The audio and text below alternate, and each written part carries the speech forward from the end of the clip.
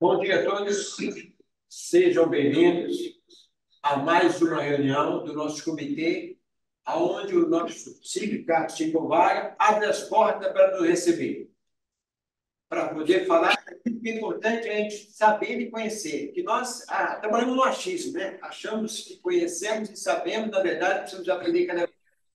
A melhoria ela é contínua. Por isso, agradeço a Deus por estar aqui e vocês estar aqui comigo.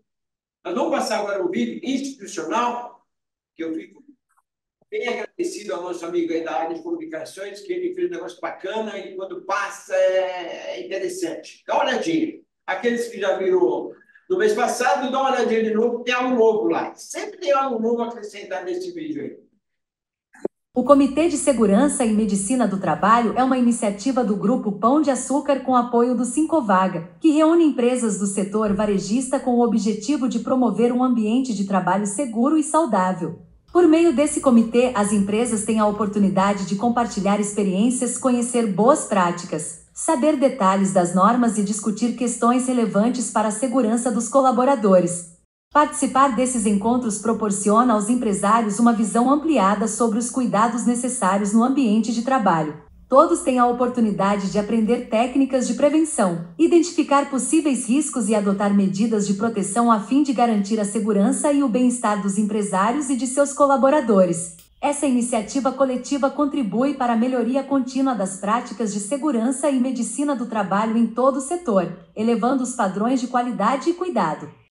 O Comitê de Segurança e Medicina do Trabalho conta com especialistas e palestrantes renomados, com o objetivo de trazer discussões relevantes que proporcionam uma atuação mais consciente e segura, garantindo conhecimento e crescimento sustentável das organizações. Faça parte você também do Comitê de Segurança e Medicina do Trabalho.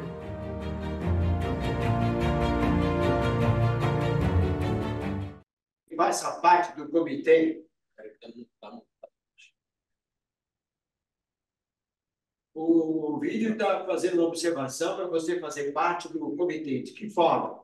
Está vendo em paralelo com as nossas reuniões, a CTPP tem vários GTs e tem o CTPP. No GT estamos discutindo várias coisas. E como é que nós participamos disso? Recebendo sugestões, críticas ou informações que sejam produtivas para a gente poder auxiliar o nosso pessoal. Nós temos lá a representante da CNC, que é a Confederação Nacional do Comércio, que é a Bernadette, é uma advogada, uma engenheira de segurança do trabalho, que representa a área de varejo junto ao GT, junto à CTPP. Ela não está sozinha, nós estamos com ela. Só que é importante vocês participarem com as informações. Esse é o primeiro recado. Um outro recado e aviso. O nosso grupo hoje está com mais de 600 pessoas no comitê. Aí eu pedi a gentileza de vocês, o carinho e o respeito do grupo, que nós criamos um comitê aqui de disciplina e vou ter que ser chato, rigoroso com as pessoas que estão usando o grupo de uma forma inadequada. O grupo é para apoiar vocês, para ajudar vocês, para responder com vocês. Aquilo que eu não souber, mas tem vários especialistas na área. O professor Eduardo Macaco, por sinal, no mês que vem vai estar com a gente falando sobre psicossocial, que é uma situação que vai pegar a gente pelo pé, aliás, pela cabeça, pelo corpo inteiro. É uma matéria importante, vamos discutir isso aí. E já temos programado a nossa palestra até agosto, com pessoas importantes para trazer conhecimento. Como estou aqui hoje? Hoje eu vou falar de uma matéria, duas matérias importantes. Esse que eu falo para vocês, não podemos ficar no achismo. A gente sempre sabe. Eu já trabalho há muito tempo na área e estou aprendendo todo dia. O interessante tem uma tese que tem o CVV, Centro de Valorização da Vida, que a gente aprende com você mesmo. Quando você fala e você ouve, você busca soluções. Como nós temos preguiça de ler, então a gente gosta de ouvir. E tem pessoas que têm preguiça até de ouvir. Não tem paciência, né? Então tem que buscar isso para poder ouvir e assimilar e aprender. A reunião é feita de manhã justamente por causa disso. Sem deixar para tarde, o dia nosso é carregado, nossa cabeça está cheia. Então a gente faz às 10 horas, das 10 até as 12 horas, até meio-dia, duas palestras, quando não é uma, para poder assimilar, para poder entender. e para vocês também poder discutir e fazer perguntas. Se os representantes estão aqui na mesa das suas matérias não puder responder hoje, vai responder depois, vai estar no chat. Então, se não der para fazer no chat, faça no grupo. E eu agradeço a presença de vocês. E hoje temos uma novidade. A revista Proteção está com a gente nessa reunião, conhecendo o grupo, conhecendo o comitê, e vai, claro, valorizar o comitê. Então é importante, você vê que está crescendo. O 5 Vaga, ele é São Paulo. Mas, na verdade, o comitê já extrapolou completamente, já está no sul, o nosso amigo lá, tem um sujeito lá, que está lá apoiando a gente, e vamos estar lá no Nordeste, tem o Nordestão, tem várias pessoas de Natal, no Acre. Olha, cresceu de uma tal maneira, estourou as barreiras aí do som. Isso é bacana. Isso mostra o quanto nós precisamos, quando somos carentes da informação. E a área técnica, gente, ela tem um problema interessante. É a vivência que faz a gente caminhar. E outra, nós aprendemos todo dia. E é que é importante também, que eu vejo uma coisa no grupo, é compartilhar suas experiências.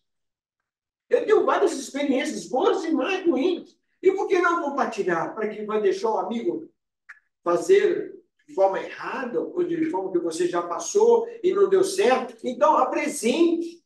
E outra coisa, eu quero, faça sugestões para poder discutir aqui. Que eu quero voltar a esse comitê lá no auditório, onde podemos sentar, discutir, poder ver de olhos assim, cara a cara, e a gente poder entender algumas coisas. Todo mundo viu na NR11, onde a Margarida está discutindo, e estão pedindo meia para ser trocada diariamente na área de perecíveis. O que tem que ver a NR11, que é carga, transporte, armazenamento, com a meia? Está lá no meio. Poucos são aqueles que observaram isso. E poucos são aqueles que chamaram atenção para isso. Então, tem algumas pegadinhas. E essas pegadinhas são importantes para a gente poder estar atento àquele que pode nos ajudar ou não. Agora, imagine você, então, na área de comércio varejista, supermercado, nós temos várias áreas climatizadas, várias áreas aí, onde entramos na câmara fria, e a área é fria, por exigência da vigilância sanitária, tem que dar meia diariamente para o funcionário. Ô, cara, você não está querendo pensar no funcionário? Não, nada disso.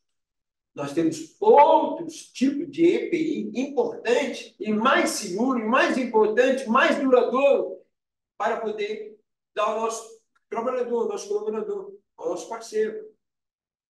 Dá uma meia para a pessoa, mas eu vou controlar. Será que a meia protege? Nós já temos botas forradas. Tem uma área purificada, aí a pessoa trabalha dentro da câmara fria 1 hora e 40 minutos. O equipamento tem lã de carneiro.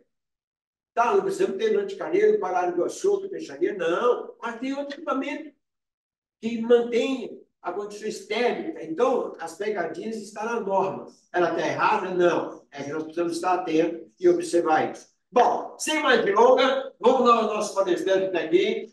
Vai falar sobre uma área importante, por experiência, já passei por isso. E é importante a gente saber como agir, como fazer e qual é a relevância desse assunto. Depois tem uma outra pessoa que vai falar sobre nós uma coisa importante aí, que muita gente trabalha na área do, e hoje é necessário, lei social, e como a gente poder agir também na informação dos sistemas, os sistemas que tem no mercado, e como poder interagir com eles. Então, ela vai trazer alguns pontos importantes. E eu aprendo muito com isso aí. Então, hoje aqui está o Marcel, o seu braço direito aí, qual é o nome do professor? Luiz. Doutor Luiz. Então, seja bem-vindo, doutor Luiz, porque o Marcelo já tudo já ouviu ele, você não é novo. Legal. A palavra é sua, você tem 1 hora para falar aí, tá mesmo isso aí? Já cortou, né? Já cortei, isso aí. Já começar, já está aqui perto para dar um chute. Fica à vontade, Luiz. A palavra é sua. A gente tem primeiramente, obrigado por nos receber, pela oportunidade de estar aqui para falar a respeito de um projeto que a gente tem um carinho, um apreço tão grande, né? Nós trabalhamos pelo NEA, Núcleo de Especialidades Aplicadas, uma empresa que já está no mercado há 20 anos, na área da saúde, com a parte de equipamentos, serviços e soluções da área da saúde para alguns nichos de mercado para fora do hospital, né? Então, nós estaremos falando muito hoje a respeito do projeto para proteção. Eu sou sócio-diretor do NER, sou diretor também do projeto para proteção junto com o Lu, meu parceiro de negócio, meu amigo, né, Lu? Já conheci ele há um certo tempo, então... Para que esse carinho, vamos lá para a calma que eu falo de você também, não fica com ciúmes. Então, a gente tem é o meu parceiro, eu já estou na área da saúde há um tempo, a gente criou o projeto e o Lu veio para agregar com a parte de estratégia de mercado, que já tem uma vasta experiência. Então, a gente vai falar bastante sobre o projeto. Você acha que o projeto é importante para nós? Eu acho essencial, é essencial. Então, é interessante que a gente vai falar um pouco, antes de falar sobre o projeto, sobre os dados, estatísticas, né, o porquê. Então, a gente levanta... Quer convencer a gente, então, para os dados? Tem que ir aos poucos, né? A gente não pode chegar já falando da solução. Então, primeiro a gente fala do problema e a gente, né? Você esquecer que nós temos um problema na nossa área. Não, a gente pode trazer melhorias, não é que tem um problema. A gente pode agregar e adicionar em algo para... Estamos jogando xadrez, hein, mano? Você já vem intimidado aqui. É que como eu já conheço, você sabe, né? Às vezes você tem essa liberdade para cutucar, mas vamos lá. Ó.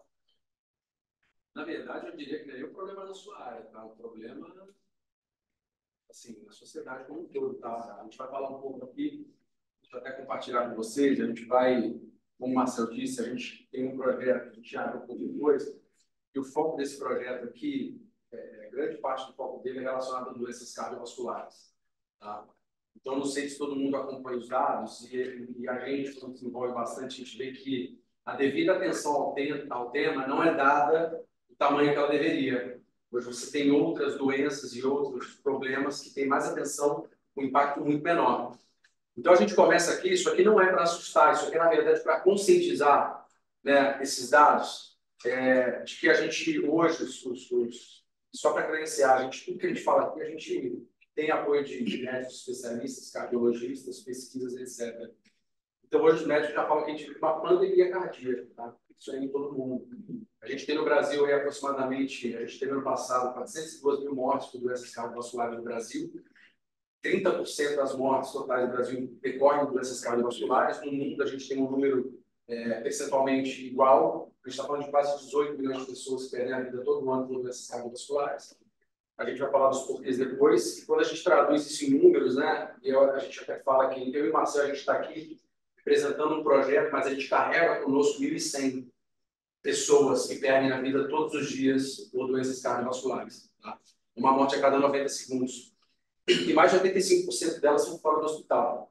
A gente tem algumas aventuras depois, mas a gente fala aqui, né, que desculpa, o linguajar é muito louco você pensar que é algo tão relevante, tem tão pouca atenção, e as pessoas muitas vezes não sabem nem identificar os sintomas e como agir a respeito de alguém que está tendo uma doença cardiovascular, um estágio quase já muito crítico de parada cardíaca. Tá?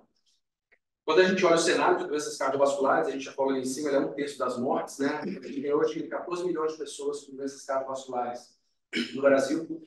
Dados que nos estão aqui, a gente tem 23% da população brasileira nunca nem foi ao cardiologista. Isso é um dado extremamente crítico. As internações por infarto, elas vêm crescendo, a gente teve uma alta aí de quase 160% nos últimos 15 anos. E um dado que saiu recentemente, o infarto em jovens também tem aumentado bastante, teve 160% de aumento no infarto em jovens entre 15 e 35 anos. Quando a gente olha as questões dos dados em mulheres, né, câncer sempre foi o grande vilão da parte feminina. E no ano passado, as doenças cardiovasculares mataram mais do que os cânceres em mulheres de 15 a 49 anos. Então, a gente tem um nível de incidência que vem crescendo em doenças cardiovasculares, e a gente ainda não teve uma mudança de foco, de visibilidade, não só do poder público, mas também de privados para esse tema. Tá? Eu acho que essa é a grande beleza, por isso que a gente é tão apaixonado pelo negócio que a gente fala aqui. A gente não tem só um business, né? A gente fala sobre salvar vidas, que é uma coisa que vai muito além. Posso só fazer um comentário? É uma coisa muito importante isso, pessoal. A gente citou o câncer, por quê? Eu lembro quando a gente conversou com o pessoal da Sobrac, Sociedade Brasileira de Arritmias Cardíacas, a gente tem muitos cardiologistas. do INCOR, da ACOR. Então, tudo isso que a gente pega de dados de estatística, nós não somos da área médica. Trabalhamos na área médica, mas não somos médicos. Então, todos esses dados, eles passam para a gente e eles falam assim que... eu digo, eles comentaram assim, pô, existe campanha de câncer de próstata, câncer de mama, tem vários tipos de campanha, e sobre o coração ninguém fala. Então, tem que ter uma mobilização para falar um pouco mais, porque mata muito mais, é uma coisa, eles falam que é uma morte silenciosa. Coração diferente de outros órgãos, se você tem um problema no seu rim, no seu fígado, você tem sintoma. Só que na maioria dos casos a pessoa tem problema cardíaco e às vezes aquele primeiro sintoma é o último. Então a pessoa está andando na rua, tem um problema, nunca sentiu nada e ela cai no meio da rua e aí não tem mais possibilidade de se recuperar aquela vítima. Então, por isso que é uma coisa muito alarmante, né? A gente gosta de comparar alguns tipos de doenças, porque existe mobilização em outras áreas e na área da cardiologia a gente está começando a fazer toda essa mobilização agora. E é engraçado ter o Marcel comentar que a gente, na área da saúde, a gente conversou, a gente fez um programa semana retrasada no mercado odontológico. E os dois dentistas que estavam com a gente falaram, cara, é interessante vocês não serem do ramo, se a gente ficar dependendo de pessoas do ramo, dificilmente a gente vai ter novas soluções, novas implementações, porque a gente fica tão focado aqui na nossa carreira e a gente acha que essa é a única forma de rentabilizar o nosso negócio e você vem com um programa que pode ser super legal para a nossa realidade hoje, tá? Então, a gente traz um pouco dos dados, né? Esse aqui é um dado consolidado de 2017, que são informações já finais, e a gente já tem dados relacionados de 2023, dados consolidados. Quando a gente olha referente a 2017, né, a gente teve quase 388 mil óbitos por doenças cardiovasculares, eles superam basicamente o segundo e terceiro colocados somados. Tá? Algum de vocês aqui na sala sabiam que as doenças cardiovasculares eram uma causa de morte? Então, assim, a gente tem hoje um nível de desinformação, né, na população a respeito disso. E o segundo fator aqui é que mais de 70% desses óbitos decorrem de parada cardiorrespiratória. E quando a gente olha a parada cardiorrespiratória, muita gente acha que ela não tem solução. Em grande parte das vezes ela tem solução. Infelizmente, a gente também tem aquela coisa de espera um especialista chegar, né? A pessoa às vezes pode cair só com parada cardiorrespiratória. Primeiro erro é achar que não fazer nada é melhor do que fazer alguma coisa. Você já começa a ter um problema aí. E o segundo é procurar por algum especialista. Quando você olha para os Estados Unidos, né, lá no middle school, high school, anualmente todas as crianças têm treinamento de escola de situação cardiopulmonar. Cultural, né? Cultural. A gente aqui tem um dado que ele é extremamente relevante, que a gente inclusive levantou ontem na Sociedade Brasileira de Cardiologia, 2% dos brasileiros apenas sabem quais são os sintomas de um infarto. Então tem muita gente que tem a óbito, que nem sabe que está tendo infarto, né? A pessoa que está do lado dela não sabe que ela está tendo infarto, e no momento que ela tem infarto, quem estiver com ela não sabe como você tem. E outro dado interessante é que você tendo infarto, existem maneiras de você mesmo se salvar. Assim. Então, é um nível de falta de informação de acesso muito grande, né? Quando a gente olha em termos de consciência, né, que as pessoas têm, eu acho que essa sala aqui ela demonstra bastante. As pessoas elas realmente não estão antenadas e conscientes do problema que está grande. Quando a gente olha os dados de 2023, né, doenças cardiovasculares, a gente fechou ano passado com quase 402 mil óbitos, tá? Esse ano, os números já entregam uma tendência de 415 mil. E aí a gente tem um efeito pior por conta do Covid. O Covid foi uma doença vascular. E você tem uma tendência de piora desse resultado nos próximos anos, fruto de todo esse resquício que essa pandemia trouxe. Todas as pandemias acabam tendo um efeito rebote, um efeito tardio. E os cânceres reduziram. Então, a gente está falando aqui de uma doença que está numa curva positiva e a segunda colocada está numa curva decrescente. E aí, como é que é hoje a parada cardíaca, né? Não sei se a parada cardiorrespiratória, não sei se vocês têm noção disso, né? A cada 1 minuto que passa de uma pessoa em parada cardiorrespiratória, ela perde 10% das chances de vida. Porque no momento que ela tem a parada, ela para de ter oxigenação, né? O corpo inteiro. E a cada 1 minuto que passa, ela perde 10%. Após 5 minutos, uma provável lesão cerebral já acontece. Isso eu estou falando sem atendimento, tá? Sem atendimento de socorro. E quando a gente olha o primeiro socorro, ele é fundamental na manutenção de qualquer. Depois de 10 minutos, já é provável o óbito dessa pessoa. Obviamente, você vê alguns casos, né, que saem na mídia, teve um homem também esse cara é um abençoado, acredite ou não, depois de 55 minutos, ele ficou sem atendimento há 50 minutos e ele conseguiu voltar. Tem casos, obviamente, mas quando a gente olha, isso, né? Ou aquela criança que se afogou, né? E depois de 28 minutos ela conseguiu voltar. Então, pô, a gente tem números que fazem necessária uma atividade muito rápida para essa pessoa, né? A gente vai ter alguns insights mais tarde. E é importante a gente falar, gente, que os primeiros socorros, então, quando a gente olha choque elétrico, engasgo, afogamento, né, hemorragia, todos esses primeiros socorros não tratados devidamente, eles evoluem com uma parada cardíaca. Primeira parada respiratória, primeira parada cardiorrespiratória. Então, a gente tem aqui uma gama gigantesca, né, de pessoas, e a gente tem tido até algumas matérias sobre o Ministério Fantástico, há um mês atrás, uma matéria específica sobre engasgo, né, de como isso tem ocorrido. A gente sabe hoje, por exemplo, dados que chocam, né, quando a gente fala de crianças, então a gente tem quase 5 crianças morrendo afogadas por dia. Boa parte dessas crianças vem a óbito por falta de conhecimento dos pais em como proceder.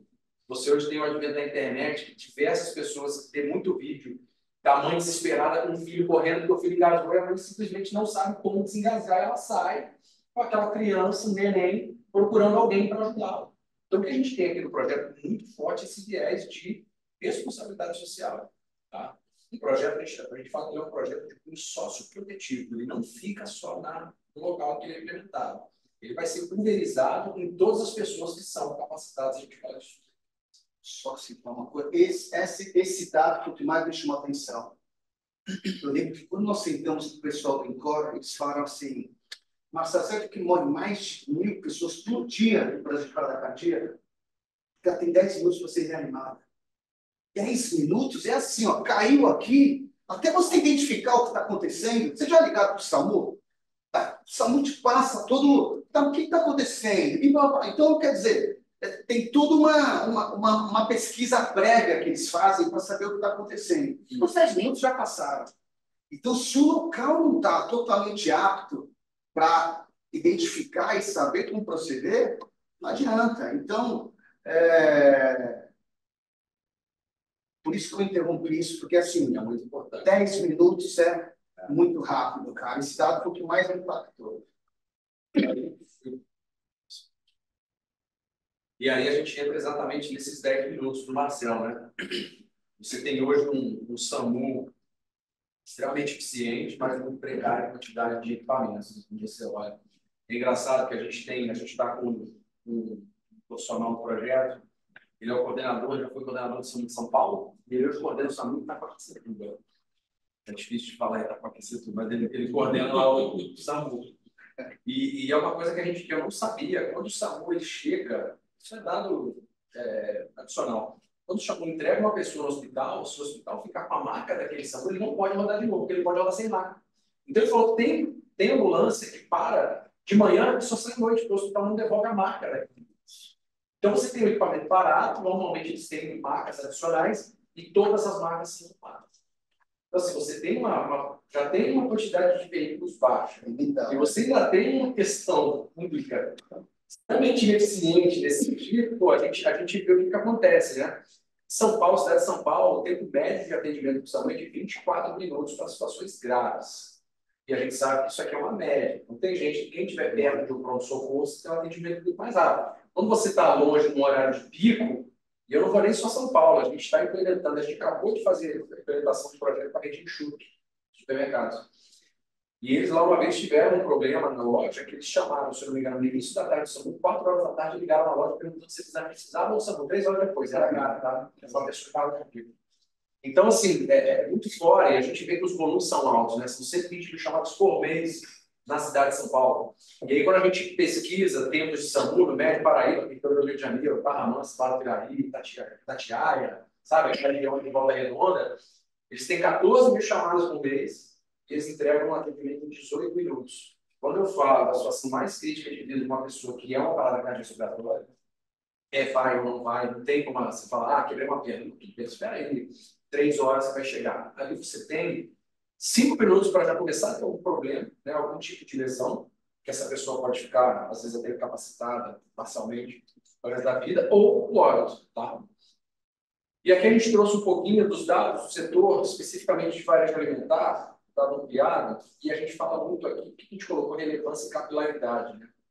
Quando a gente olha para o poder público, ele hoje claramente está com pouco potencial de solução do negócio. Quando você olha esse segmento específico, cara, hoje é um segmento extremamente relevante que pode gerar uma capilaridade, um empoderamento, uma capacitação social muito grande em qualquer lugar que esteja. Tá?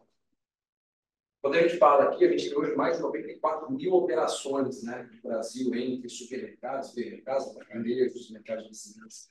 São 3,2 milhões de pessoas empregadas direto e indiretamente, mais de 28 milhões de consumidores diariamente passando lá fora. Esse é um número, assim, fala mais alto? Extremamente relevante, tá? A gente tem mais de 1.200 bandeiras do setor e eu acho que o varejo alimentar está deixando de ser, ou ele está, na verdade, agregando um pouco mais ao que ele é, né, naturalmente, de uma venda de produto e serviço. Eu trouxe aqui uma frase do João Galassi, presidente da Abras. Ele falou isso a respeito de uma corrida que a Abras fez, né, Kids.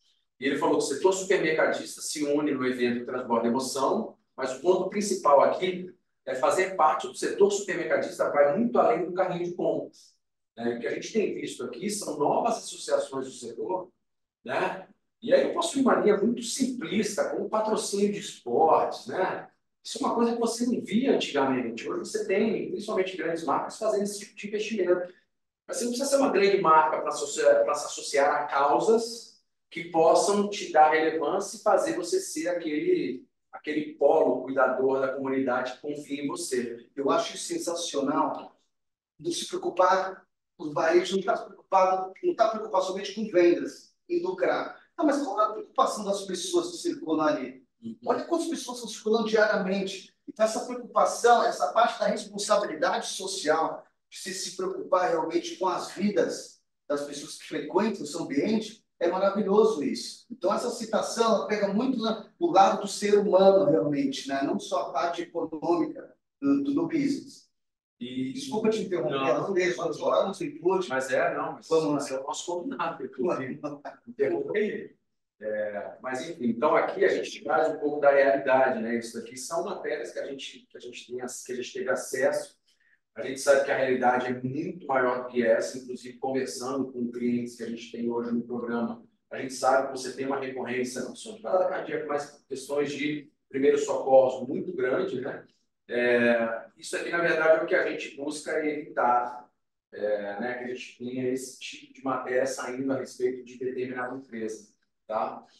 E a gente também não podia deixar de falar da parte de regularização, né? A gente tem aí hoje uma lei que se chama Lei do Distribuidor, e ela não é uma lei federal, ela é lei, em alguns momentos, estaduais e municipais. Você sabe o que surgiu essa lei de fiador?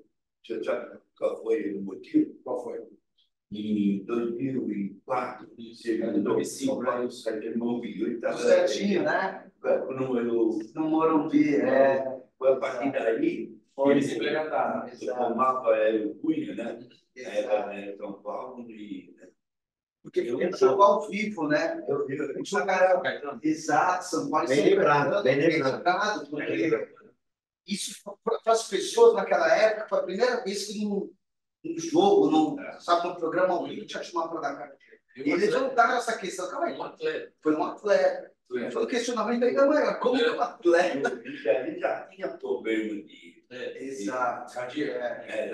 Já tinha o histórico. Já tinha o histórico. E você via antes muito menos, né? Porque a televisão, o televisionar sempre aconteceu. E hoje você tem visto uma série, a gente viu agora o Tanque, o jogador de vôlei, ele se estudou por 4 anos, etc. Mas é um cara que tem um biotipo físico de atleta, de alta performance, ele não tem também. Você teve filho do LeBron James, gente, no basquete, com 18 anos, que ele caiu no meio lá nos Estados Unidos.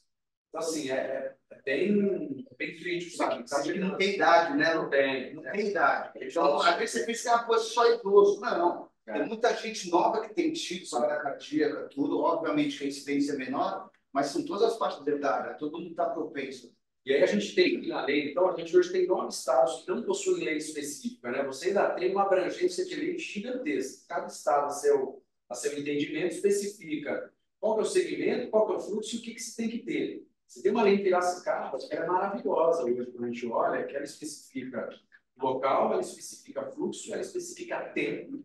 Então, assim, você tem que ter, para aqueles que são selecionados, em até 4 minutos, você tem que conseguir acesso ao desfibrilador. Cara, isso assim é um supra-sumo. Mas o que a gente tem de realidade no Brasil hoje é uma variação de 0 a 5 mil de fluxo ou de concentração de pessoas, varia.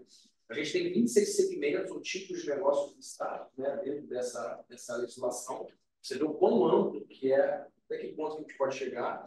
Esses 9 estados hoje que não têm legislação, 6 possuem legislações municipais, principalmente as capitais, que fazem essa parte, né, de capitanear um movimento. Então, você sobra apenas 3 estados sem essa questão.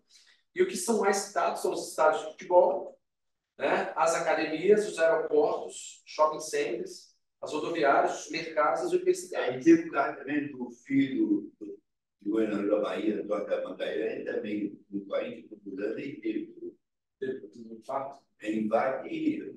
Foi bem O próprio João Paulo de Lista Não, teve um jogo, a gente fala sobre algumas incidentes, mas teve um jogo da Eurocopa que um jogador teve, mas você vê que como eles estão equipados, o estádio, eles chegam ali em campo e a pessoa. Então, um caso de sucesso, né, de um estabelecimento que está preparado para atender. Quando a gente vê na citação de mercados, né, e aí pensando aqui em varejo alimentar, mais de 75% desse levantamento que a gente tem, do universo 37, citam mercados, supercíclicos, dependendo do fluxo ali, como sendo obrigatório o desfibrilador. Mais de 75% do fluxo que se é citado é de 0 a 2 mil pessoas, tá? Aí, fluxo de concentração. Aí, como eu disse que é uma lei muito específica, depende do local, você vai ter fluxo de concentração de 1.000 ou fluxo de 2.000, 3.000. E a gente tem 5 menções sem limitantes, ou seja, qualquer supermercado, mercadinho que tenha a sua operação, ele precisa ter um desfibrilador instalado.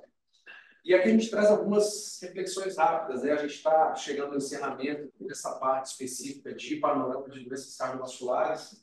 A gente também não vai entrar tão a fundo, né, em detalhes, eu acho que é muito mais para vocês terem essa visibilidade do que está acontecendo, do futuro que está por vir, principalmente. E o primeiro que a gente traz é, se a gente dependesse de metragem, onde que a gente estaria, né? Eu acho que grande parte, uma grande função do mercado privado, e também já fui do mercado privado, empregado, é a gente fazer a gente conseguir entregar esse suporte social que o poder público hoje não consegue. Se a gente ficar só reclamando do poder público, pouca coisa vai ser feita, né? Então, a gente tem uma função social muito grande, não só com os nossos clientes, principalmente com os nossos colaboradores, que estão ali depositando confiança na gente todo dia, de que eles estão num ambiente seguro. A gente trouxe aqui algumas informações de plano de saúde, né? Quanto que se gasta hoje com o plano de saúde dos funcionários, né? Quando a gente pega um plano super básico, a gente está falando de R$ 292 por vida. Plano super básico, tá? Por mês. Quanto que se gasta com outros benefícios, né, para funcionários? Quais são esses outros benefícios? Muitas empresas têm vale combustível, um carro para o grupo de diretores, para gerentes, etc. E eu estou, na verdade, aqui trazendo uma introdução ao programa que a gente vai falar. Essa coisa realmente para a gente pensar, né? Onde que está depositando grande parte do nosso investimento, de que forma que isso beneficia o todo, tá? E um ponto importante aqui é, se você que está aí na câmera, ou a gente que está aqui, né? Se você tiver uma emergência na sua empresa, emergência médica, você está confortável de que a sua equipe vai conseguir te dar um primeiro atendimento? E lembrando, pessoas leigas não prestam serviço avançado. O serviço básico, quando são capacitados, né? Todos os treinamentos, eles trabalham isso. Você está confortável de que você vai ter um primeiro atendimento que vai te salvar? Porque a gente nunca pensa na gente, né? Sempre pensa no outro. E um dado interessante é que mais de 80% dos gerentes, diretores e C-levels de companhias têm alguma doença cardiovascular. Quando a gente começa a conectar esses pontos, a gente vê a necessidade de se ter implementação de treinamentos, ou de equipamentos, ou de campanhas de prevenção nas empresas muito mais aguerridas para a doença que mais causa óbito. E outro ponto, que poderia ser muito reduzida, que é o primeiro atendimento, que é o mais importante, que a gente acabou de falar ali atrás, no primeiro ao 10º minuto. Cara, esse primeiro atendimento, se a gente expande isso, se a gente infla muito isso hoje, a maior demanda de UTI hoje é a parada cardíaca, que é a pessoa que chega em parada cardíaca. Vamos expandir isso a muita exponência, a gente consegue ter, inclusive, um efeito no setor público dessa emergência que está sendo ocupada o tempo inteiro por paradas cardíacas que poderiam ter sido melhor trabalhadas por um primeiro atendimento mais efetivo, ou pelo menos no primeiro atendimento. Tá? É uma coisa interessante, a gente tem uma... A gente vai começar a falar a respeito do projeto, pessoal, e eu que vim de uma área de estratégia de negócios, também, a gente fez uma pesquisa a respeito disso. Quando você fala sobre qual investimento que a sua empresa está fazendo, existe, tem gente que pode pensar, pô, mas a gente tem treinamento de brigada de incêndio. A gente faz o primeiro socorro, tá? Só que o treinamento de brigada, eles podem falar alguma coisa de primeiro socorro, pode até falar sobre reanimação cardíaca, mas é só massagem. O pessoal só fala sobre massagem, não fala sobre desfibrilador. Então, assim, os locais, eles não estão prontos realmente para atender a parada cardíaca. O primeiro atendimento de primeiro socorro pode até ser, pô, caiu aqui, estancar o sangramento, sabe aquele negócio básico que você pega no varejo? Eles têm. Mas parada cardíaca, realmente a gente vê que existe uma deficiência de mercado para atender esse tipo de incidentes. E é o que mais choca, né? Não sei se vocês já tiveram... Meu pai é falecido, 56 anos, professor de parto. Não estava presente, mas enfim, eu tenho primeiro histórico, que para mim já não é tão legal. Meu avô também é falecido de parto, então eu tenho um bom histórico de doença cardiovascular. Mas enfim, a gente vê que está muito pouco dissociado, sabe? E todo mundo conhece alguém ou já presenciou uma situação desse tipo. A gente acaba não sabendo o que aconteceu depois, porque normalmente essa pessoa é removida incorretamente, né? Isso que é importante da conscientização. A pessoa que está em parada, você não pega para essa pessoa no carro e leva para o hospital. Você precisa começar ali, iniciar ali o tratamento desse problema, né? Mas enfim, cardioproteção. Fala do nosso início.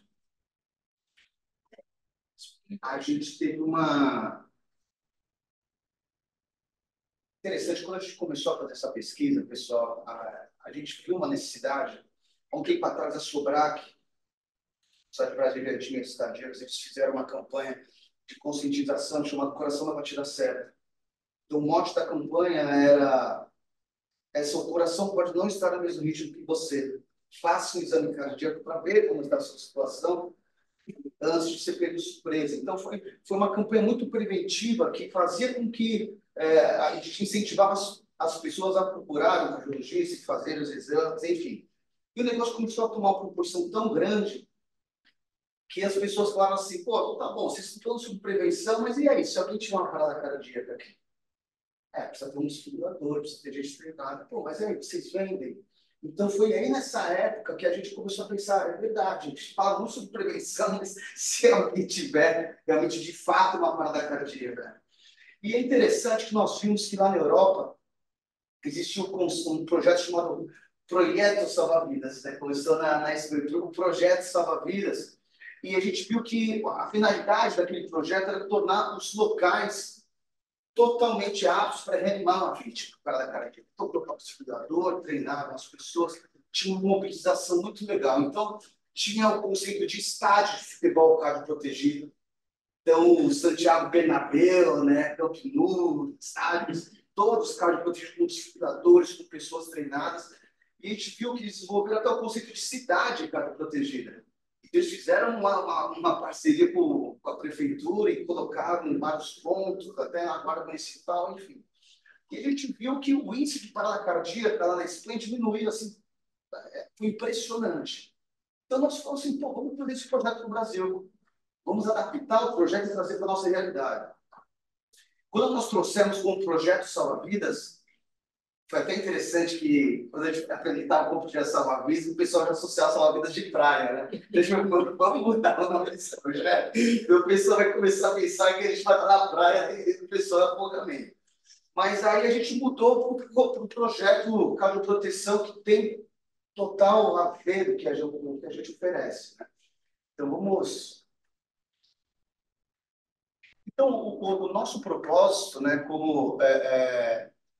de forma resumida, é a gente trazer uma solução, tornar esses locais aptos para identificar. Quando a gente fala sobre desfibrilador, tem muita gente que fala assim, pô, eu compro na internet um site, compro um desfibrilador. A pessoa esquece que existe um pré antes do atendimento, né? Como você identifica? Como você sabe que uma pessoa está desmaiada, está tendo uma parada cardíaca? Então, tem todo um treinamento que a gente passa para as pessoas para saber identificar todo o ambiente e saber como proceder. E o ponto importante aqui é o nível de personalização, né? A gente sabe que o projeto que a gente entrega no consultório odontológico não é o mesmo que a gente entrega para o supermercado, que não é o mesmo que a gente entrega para uma academia. E o negócio, até um parênteses aqui, tem muita academia sem treinamento, sem estimulador. É uma coisa que me deixou engraçado. Você vai cavando, você começa a descobrir algumas coisas que te deixam meio chocado, né? Tem muita academia sem um equipamento de estimulador. O cara está ali, é um tempo de saúde, espera-se que ele esteja 100% ligado, né? Eu acho que é um lugar hoje, na minha concepção, você estaria melhor equipado caso você tenha algum problema na academia. E não é. Então, a gente começa a cavucar e começa a achar várias coisas. Mas, enfim, só para citar que ele é personalizado, tá? A gente tem uma... Isso é praticamente tudo que a gente entrega, tá? É uma parte do planejamento do cliente para você personalizar o projeto para ele. A parte da capacitação, que é o treinamento das pessoas, a instalação do desfibrilador, as campanhas de prevenção que nós fazemos. Então, durante o ano, nós temos datas, nós temos por o Dia do Coração, o Dia contra a Obesidade. Então, nós pegamos algumas datas que têm total conexão com o tema e nós desenvolvemos temas para as pessoas, os funcionários do local, para se educarem e se prevenirem, né? Então, o negócio é muito mais amplo do que a parada cardíaca em si. Então, tudo que pode causar uma parada cardíaca, nós também estaremos educando, ensinando a respeito. E aqui é o suporte operacional, que é realmente o pós-venda. No caso, tem algum incidente na loja, o pessoal liga, usou o desfibrilador, o eletrodo é descartável, a gente repõe em 24 horas. Então, a gente tem um atendimento rápido e preciso, né? Quando a gente fechou com o Pão de Açúcar, pessoal, um dos fatores que fizeram com que eles realmente aderissem ao nosso projeto foi isso, porque a gente oferece uma solução que pega todos os pontos. Tem alguns locais que eles têm desfibrilador, só que o desfibrilador está no armarinho, empoeirado ali, trancado, ninguém sabe onde está. O eletrodo já venceu, não tem manutenção nenhuma. Então, e a parte da capacitação. Quando a gente fala sobre varejo, uma das maiores dúvidas era assim, pô, Marcelo, beleza, você treinou minha equipe, mas a gente tem um turnover muito alto, a rotatividade aqui é... Então, os funcionários que estão aqui hoje, daqui 6 meses, talvez não estejam. Então, como vocês fazem isso? Então, a gente mantém, a gente dá o treinamento anual, só que a gente faz reciclagens. Então, esse suporte operacional é isso. Daqui 6 meses, às vezes a pessoa chega assim, Marcelo, 10 pessoas não estão mais aqui. Pô, a gente treina as pessoas, então a gente sempre deixa as pessoas em todos os turnos. Então, nós somos a única empresa no mercado, tá, pessoal, que oferece essa solução completa e tem uma parte cross de campanha preventiva, de educação dos funcionários que ali estão. Essa parte de campanha de prevenção, queria fazer uma conexão com o que o João Galassi falou lá atrás, sobre essas novas formas. E qual que é a tendência do mercado, né? O mercado que tende a se preocupar mais com reputação. Então, quando a gente fala de um espaço que está... Use o nome que quiser, né? Cardioprotegido, ou que tenha uma rotina de treinamentos e equipamento, etc. Esse cara está cuidando também da reputação dele, né? Para a gente não ter aquele tipo de notícia que a gente viu. E a parte de prevenção, ele é um adicional muito bacana, porque a gente mostra que eu não estou preocupado com você de aqui somente comprar. Eu quero que a sua experiência de compra e a sua experiência no meu local não seja só de compra, mas sim uma experiência muito ampliada em que você, meu cliente, né? Eu me preocupo com você. Eu não posso te obrigar a ir no médico, fazer o seu check-up, fazer etc. Mas eu consigo te conscientizar através de campanhas, né? Pô, hoje é o Dia Mundial do Coração, a gente desenvolve ações, o Dia Mundial de Combate à Arritmia Cardíaca. as pessoas precisam ouvir mais sobre esse tipo de assunto para que elas comecem a buscar mais. Né? Eu acho que quanto mais prevenção, melhor.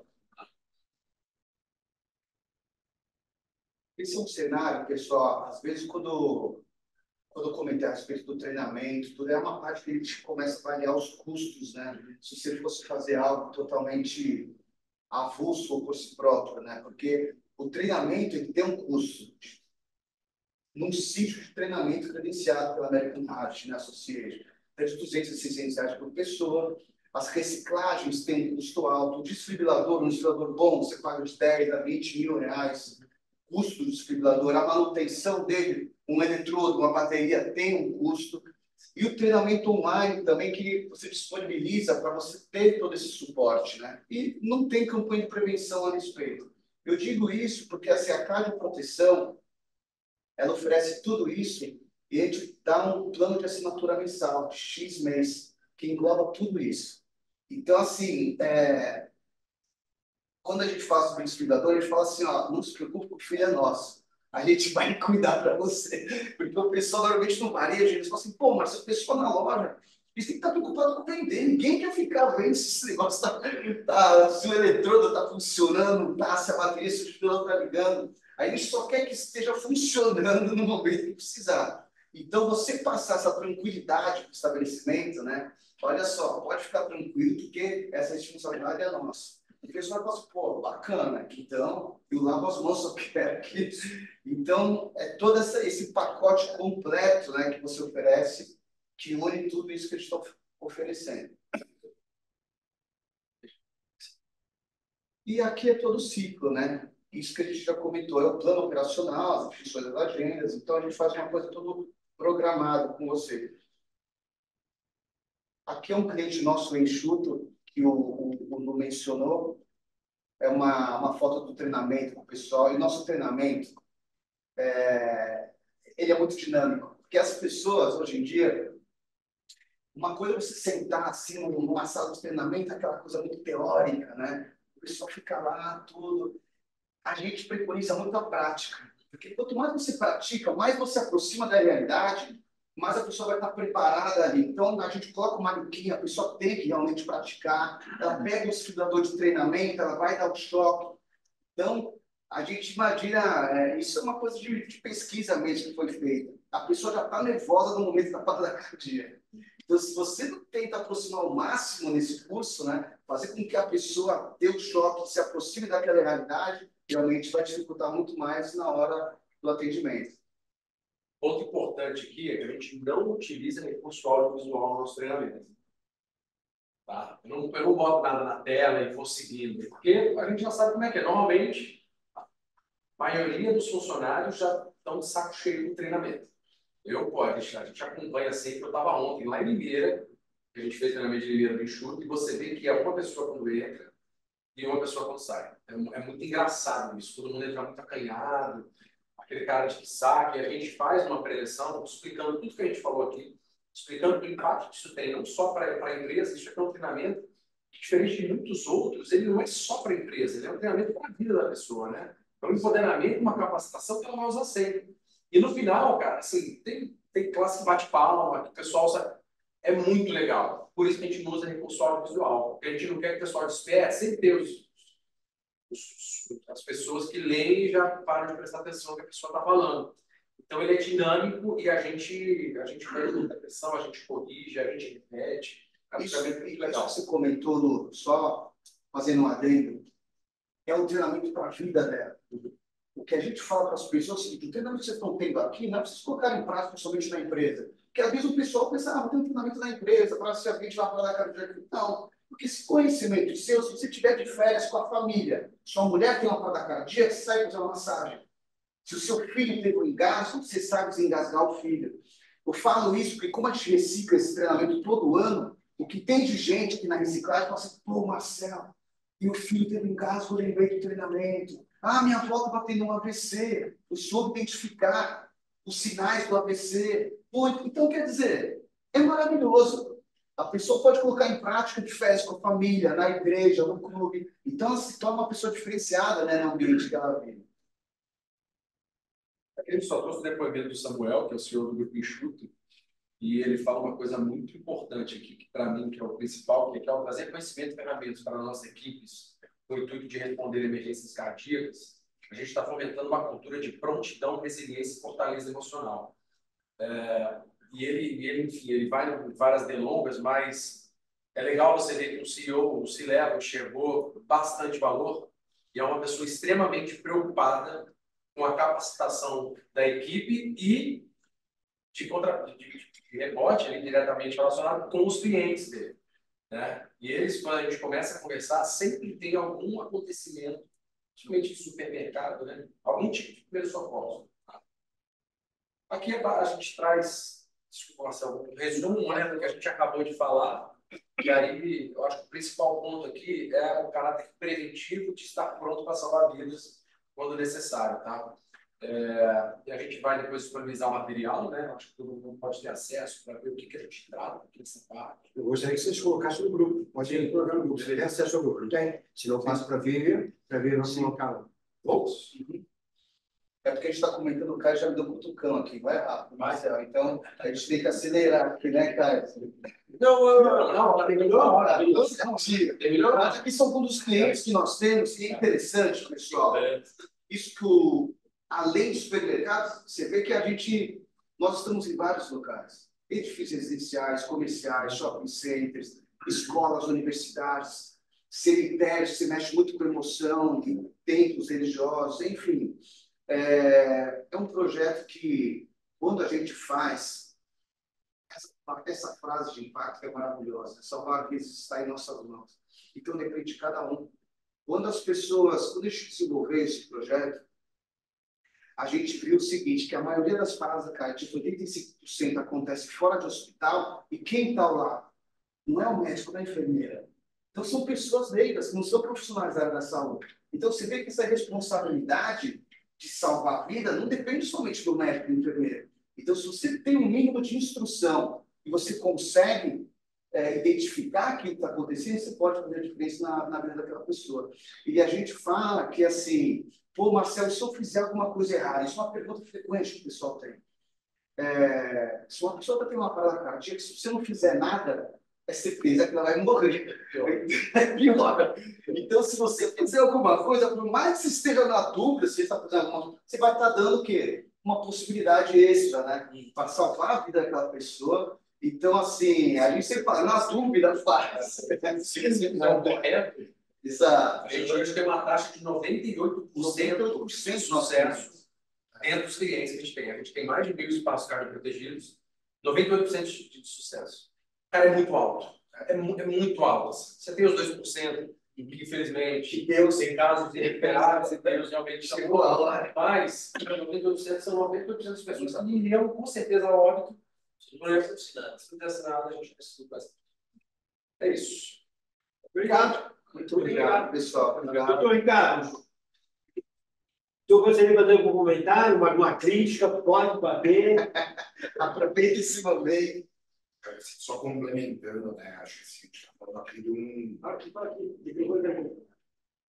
Eu tenho que dar uma porrada neles. Acho que a gente está falando de um estágio final, né? Achei muito legal, apesar de ser o negócio de vocês, né? Obviamente tem muito comercial, né? Aqui essa reunião, mas trazer também esse lado. Eu falo, acho que hoje a gente pensa muito na prevenção. Então, assim, a gente não quer que isso aconteça, mas se eventualmente acontecer, a gente tem que estar preparado. Né? Então, muito legal vocês associarem também as questões orientativas. Pelo que eu vi nos treinamentos, ele não está só focado na utilização dela em si, né? Ele está focado também em outras questões emergenciais também.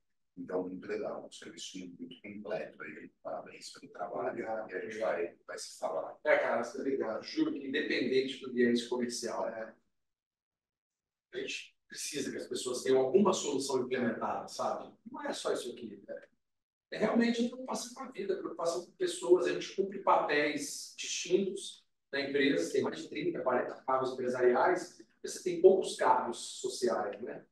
Pai, filho, e toda a derivação que vem disso. Todo sobrinho é filho de alguém. Dois, avô é mãe, avó é mãe. Então, assim, a vida dessa pessoa importa tanto quanto a vida de um cargo dentro da empresa. Muito mais, inclusive. O que a gente está falando aqui é que, cara, você precisa cuidar, a gente precisa cuidar de gente, precisa cuidar de vidas, né? Acho que é isso. Mas para cuidar de gente, precisa gostar de gente, certo? É isso. Obrigado, doutor. Ricardo, fica à vontade. Traz uma importância, coisa para a gente pensar e repensar. Eu sempre falo a melhoria contínua. Ele trouxe algumas coisas aí na crítica dele, e de baixo trouxe uma crítica, que é importante para nós. E nós temos oportunidade de melhorar. Nós temos a obrigação de fazer a brigada de incêndio. Então, temos uma oportunidade de melhoria. A melhoria ela é contínua. E podemos agregar isso ao valor do nosso negócio. Outra oportunidade que eu vejo, a gente pode melhorar, é no treinamento de CIPA. Independente do que nem todo mundo vai querer ter o discipulador, nem todo mundo é obrigado a ter o discipulador, mas todo mundo é obrigado a saber como agir em caso dele. Então, nós somos obrigados, precisamos melhorar não só para fazer efeito legal, mas funcionando. E na área do atendimento, que hoje nós atendemos o cliente é importante para nós. Como nós somos importantes para atender o cliente, então começa de nós, por isso que eu falo que tem que gostar de gente. E a CIPA, que também não só um fator legal, também podemos contribuir, ajudar e no treinamento a ver essa melhoria contínua. Então, podemos agregar essas informações sobre nós. Sabemos também que a INRS pede para quem tem a caixinha do seu corpo, precisa tentar treinada. Então, esse treinamento tem que ser melhorado. Então, eu trouxe alguma coisa importante para a gente melhorar o nosso treinamento. Normalmente, a gente quer fazer só o que a lei pede. Então, nós temos que ultrapassar o que a lei pede. Também não adianta também ter muitas empresas obrigadas a ter essa matriz, como ele disse, estava escondido e está lá. Claro. Então, ele tem que saber a importância, a necessidade de ter, e por que tem, e para que tem. E para tudo isso, a pessoa, independente do aparelho, porque o aparelho não tem pé, o aparelho anda sozinho. E antes do aparelho, você tem que saber agir. E esse agir, me tirou para casa, porque em casa a gente não tem uma porra do aparelho. Não tem. Então, você tem que saber mesmo, doutor Ricardo. Então, o que adianta ter um aparelho lá em casa, a sogra, o sogro, a mulher, você não engasga, que é uma coisa que a gente vê corriqueiramente. Como fazer a manobra? Então, gente, nós somos da área de saúde ocupacional, segurança e medicina do trabalho. Temos melhorias? Temos. A melhoria é contínua. Agora, o que é legal nisso aí, que não é trazer só para a empresa, é trazer para nós, para a nossa vida. Eu tenho um depoimento de onde eu trabalho, que a pessoa, poxa, cara, isso é muito interessante, porque a minha sogra, a minha mulher, eu vejo vários depoimentos, o cara lembra. E essa forma de fazer, de agir, interage com a pessoa e faz com que você saiba como agir. Porque a primeira coisa que tem que ter é equilíbrio emocional, mas todo mundo tem equilíbrio. Não, você tem que aprender a ter. Que a hora que vem o problema na sua mão, você tem que saber agir. E é legal conhecer, tá? Conhecimento enriquece, o conhecimento é importante. Por isso, pessoal, vocês estão aí, quem vai ouvir a gravação depois, quem vai mandar para todo mundo, é importante haver a melhoria contínua. É importante a gente fazer aquilo e como agregar o valor no nosso negócio. Isso é bacana. E para que a gente possa fazer isso, temos que saber lidar com gente, gostar de gente, gostar do que faz. Eu me decepciono com algumas coisas, que o pessoal entra, porque o piso salarial é tanto. Não é botar IR debaixo do braço, não. Eu já tenho um tempinho aí e vou falar para você, não sei quase nada. O que é gostoso, o que é bacana, você gostar do que você faz, querer fazer, aí você faz o seu melhor. Pode ter certeza disso, as pessoas vão gostar de você, porque você está conscientizando essa pessoa que você está ajudando ela. É um trabalho difícil? É um trabalho contínuo, sempre. Mas ele tem que falar, vai, vamos partir para outra segunda palestra, outra apresentação, tá certo? E vamos ver o que temos. E pode fazer as perguntas, as críticas. Se quiser que eu bato nos dois, eu bato nos dois, sem problema nenhum aqui. Certo? São parceiros e vão fazer parceria conosco. Minha jovem, a palavra é sua. Minha jovem. Quem está?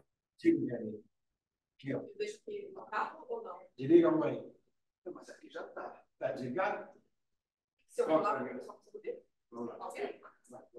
Bom dia. Obrigada pela minha jovem Caio. Jovem, aumenta a voz aí, né? Fala com. Pode deixar aumentar minha voz. Você tem aqui? Tá bom? Tudo Tá bom. bem? Então tá bom. Vamos lá. Pessoal, bom dia. Primeiro quero agradecer a oportunidade, né, do convite do Caio, dos colegas aqui. A apresentação vai ficar disponibilizada depois para vocês. Se tiverem alguma dúvida, fique também à disposição através aí dos canais de comunicações que vocês utilizam. Não, eu vou colocar você no grupo para você poder responder, tá? Tá bom. Não vem passar a bola, não. Tá? Daí Você nesse joga você. Medida de percepção. Joga, você vai receber, vai entrar e vai responder. E ai de você se vai responder. Jovem, farei meu melhor, viu, gente? Então vamos lá. O objetivo, assim como dos colegas, pegando o gancho do que eles já falaram, acho que tem muito de encontro com o que a gente tinha combinado, né? Que é realizar uma integração da saúde corporativa e da saúde ocupacional. Eu trabalho na Porto, então todos fiquem à disposição para eventuais dúvidas. O meu está em PDF. Essa parte de apresentação institucional, depois vocês vão ter a oportunidade de conhecer o que a gente vai mandar de material, tá? E ainda de encontro com o que o Carlos acabou de conversar também, eu acho que para a gente falar sobre gestão, a gente tem que ter um pilar de atuação dentro da empresa que dê ênfase aí à nossa gestão de afastados, de absenteísmo e tudo que a gente entende como relacionado à qualidade de vida do colaborador, né? Então, não adianta começar o processo do final sem que a parte principal ela esteja bem adequada dentro da realidade da empresa. Então, com todos os seus programas em dia, com todos a sua documentação, a participação da CIPA, programas de ergonomia, entre outros aí, que fazem parte de toda uma gestão, né? Porque aí a gente consegue falar da saúde do colaborador efetivamente com aquilo que a gente já tem de mapeamento dentro da sua organização, né, da sua área de varejo, e consegue fazer essa questão aí da saúde integrada ter realmente sentido dentro da empresa. E por que isso? Porque assim como o nosso colega aqui, né, nossos amigos falaram, quando a gente fala de saúde integrada, é um investimento que nem sempre tem um retorno a curto prazo. Nem sempre não. Na verdade, não tem um retorno a curto prazo, sendo muito honesta, né? Não é um trabalho que a gente inicia no mês de abril e que a gente vai ver um retorno no mês de setembro. Normalmente, a gente vê um retorno aí depois de 8 meses, depois de 12 meses, porque é um trabalho realmente demorado, porque mapear uma população inteira dentro da empresa e avaliar aquele monitoramento das questões de saúde, seja de cardio, seja de qualquer outro problema, elas requerem tempo. Até porque a gente trabalha aí no tripé, né? Da empresa, com assistência médica e com assistência ocupacional. Então, isso é um trabalho demorado, mas quando bem feito, a gente vê um retorno muito positivo em cima disso. Então, daí a importância de termos toda a documentação legal da empresa em dia, bem construída, como o Carlos colocou, não só da MR debaixo do braço, para atender ali no momento de uma auditoria ou de uma fiscalização, ter uma documentação que tenha uma avalia segura do que realmente é a parte do saúde ocupacional, né? Deixar de fazer só papel e colocar a mão na massa mesmo e ver que é uma atuação viva dentro da organização. E aí, a parte que a gente entendeu aqui como sugestão de tema hoje é a saúde realmente integrada, é uma gestão completa. Então, a gente vai ali traçando, né? Desde o fator acidentário, né, de prevenção, a gente passa por um atendimento, ainda mais que a rede de varejo, ela costuma ser bem pulverizada, de um atendimento para conseguir que todas as pessoas que estão ali nas pontas tenham um atendimento adequado com a nossa, né, com a rede credenciada. Tem a parte aí da importância de termos hoje sistemas que sejam realmente 100% online, porque não adianta o colaborador fazer um atendimento saindo das grandes capitais e a informação desse colaborador chegar 3, 4 meses depois. Então, é a importância de ter um atendimento e, naquele mesmo momento, a gente receber essa informação. Né? Não é tão crítico quanto os nossos 10 minutos aí, um tanto quanto assustador, eu diria. Mas eu tive um caso, depois vou falar, do meu condomínio de uma moça de 21 anos que infartou. Até hoje a gente fica chocado no condomínio. Então, a gente precisa ter essa rede de informação consolidada, com rapidez e fluidez, né? O médico ter a oportunidade de lá da ponta, ligar para o médico daqui ou da empresa e falar, olha, temos uma situação que ela precisa ser avaliada com mais rapidez, né? E que a empresa tem essa segurança também. Então, a importância da gente conseguir ter fomentar essa comunicação de todas as pontas, ela é de extrema relevância, tanto na parte assistencial quanto na parte ocupacional. E aí a gente fala do atendimento, né, a todas as normas, e aí a gente começa a entrar numa parte que ela é a mais delicada, que é um investimento que a gente não vê com tanta rapidez o retorno. Que é o quê? Para as grandes empresas que têm a oportunidade de ter um ambulatório médico, de fazer um trabalho junto ao ambulatório médico, para que a gente consiga ter essa redução da taxa de acidentes dentro da empresa. Então, quando a gente tem ou um ambulatório ou um médico que consiga fazer esse atendimento, não, eu não diria assim, né? Porque a gente sabe, né? Que a palavra do médico é cultural, mas que tenha um médico que tenha esse olhar para a sua empresa e consiga fazer o foco dentro da sua empresa para avaliar os atestados médicos que estão sendo entregues, né? Porque às vezes a gente tem um número de colaboradores fazendo uma entrega de atestado alto, até pela falta de conhecimento do problema que ele mesmo tem. Porque às vezes a pessoa tem tantas situações adversas à realidade da empresa que ela não sabe exatamente qual é o problema. E, no final das contas, nós acabamos passando a maior parte do nosso tempo dentro da empresa. E a empresa que vai receber esse reflexo desse colaborador que, por algum motivo, não está bem. Seja na questão emocional, na questão da saúde, hoje a gente sabe, né? Principalmente depois da pandemia, que as questões aí, psicológicas elas acabaram abalando muito mais as pessoas. Então, quando a gente consegue juntar essas informações num único local e consegue fazer o trabalho bem feito, a gente vê de maneira positiva o trabalhador mais satisfeito com o ambiente que ele está, porque ele sabe que vai ter um acolhimento dentro desse ambiente, e além da empresa conseguir ver um retorno financeiro positivo também em cima disso. É ter um olhar um pouco mais social, né? Não a gente só achar que está entregando um atestado porque não quer trabalhar. Pode acontecer? Pode, né? Em todo lugar, em qualquer ramo de atividade, a gente vai ter uma situação como essa.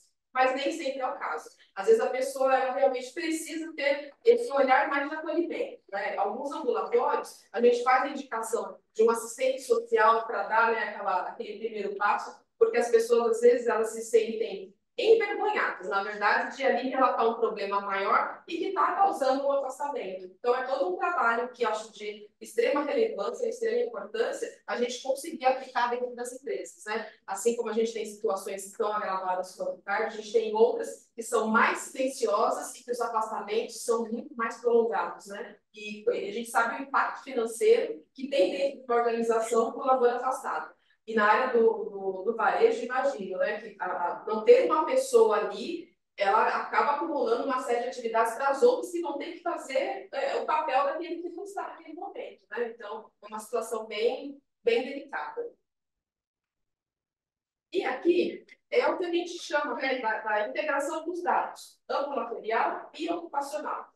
Então, qual que é, acho que, uma das grandes sacadas hoje? A gente entender o perfil, que embora todos sejam da área de varejo ali presente, mas existem algumas situações que elas são muito relevantes, né? E quando a gente fala ali da operadora de caixa, ela não vai ter o mesmo perfil de resposta em termos de entrega do Estado do que o pessoal da área de açougue. Então, desenhar dentro dessa empresa o seu perfil populacional, e a gente consegue pegar muito isso quando faz o exame periódico, né, quando faz o monitoramento, e entender o que cada área precisa, para a gente traçar a estratégia melhor e fazer com que aquela população tenha um atendimento mais próximo, né? Porque às vezes a operadora de caixa, porque no mercado que eu frequento, a maioria são mulheres, que são as operadoras de caixa, eventualmente apenas um rapaz ou outro, né? Mas a gente aquela Carolina, tudo encarregada para que você esteja treinado, até que você esteja apto. Você pode estar fazendo comentário. Eu também.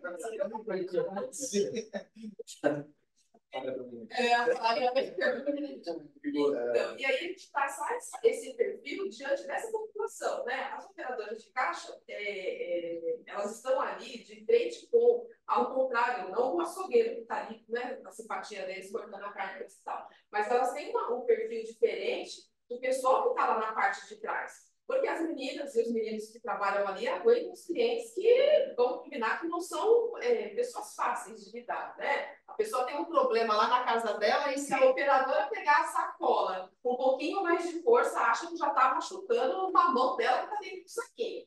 E assim, eu acho muito difícil você lidar com o ser humano. o dia inteiro, de diferentes áreas, né? Que as pessoas estão ali, daquele que é mais tranquilo ao mais irritado, aquele que está sempre com pressa. Isso gera um estresse profundo na pessoa. Ela acaba no expediente dela, não exausta só de passar a mercadoria, mas exausta de aguentar, acaba sendo a psicóloga do povo, né?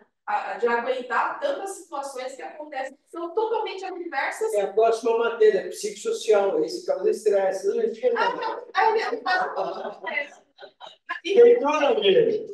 Tem tudo a ver. É uma carga emocional muito grande. E às vezes o passar a compra não é uma carga tão pesada do que você suportaria a realidade do outro. Né? Aí você está falando de economia, postura, tá tendo aí? Exatamente. Aí, o professor vai dar matéria na próxima, né? Na próxima eu posso assistir. Legal. Tá vendo? Nem combinamos e está tudo interligado, hein, gente? E por isso da importância da saúde integral. Né? Então, eu acho que o foco hoje, a maioria das corporações, precisa ser esse olhar. Né? E aí a gente fecha com a parte do ocupacional mais pura, que são os exames, os mais básicos, e esse básico é o que vai nos munir de formação para conseguir fazer trabalhos melhores dentro da empresa. Porque quando eu recentemente estava conversando com o dono de um supermercado da Zona Leste, e ele falou assim, ô Evelyn, o meu problema hoje é porque quando eu contrato um operador de caixa, dali 3 meses ele me fala que está com varizes. E aí, na hora do exame admissional, o exame não é bem feito. Porque o médico, e a gente sabe que tem toda a questão médica envolvida... Você vai deixar ela falar isso, doutor? Não, doutor. Ele trabalha ali, ó. Ele trabalha ali. Ele não pergunta se a pessoa tem varizes. Tem que interagir, gente. Tem que interagir. Não fala não. Não falando mal, não. Mas assim, e aí esse exame admissional, ele já não começa bem feito. E por quê? Porque não está sendo feito as perguntas necessárias, né? Melhoria contínua. Você tem que pegar esse colaborador. Tem que mostrar minha ficha clínica.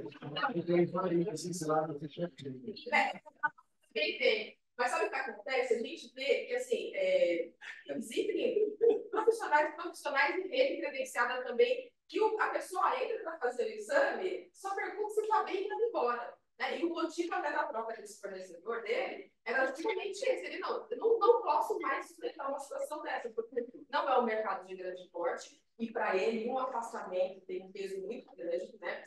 Ele não tem um folguista ali para repor, carga que o folguista repõe. Então, eu acho que a atenção básica, ela tem que ser iniciada desde o primeiro momento, a experiência do colaborador entrando na empresa. Sentir realmente acolhido ali pelo médico que está fazendo o seu admissional, porque ele sabe que dali em diante, tudo que acontecer dentro da empresa vai ser em prol mesmo dele, né? De benefícios que ele vai colher ali na frente.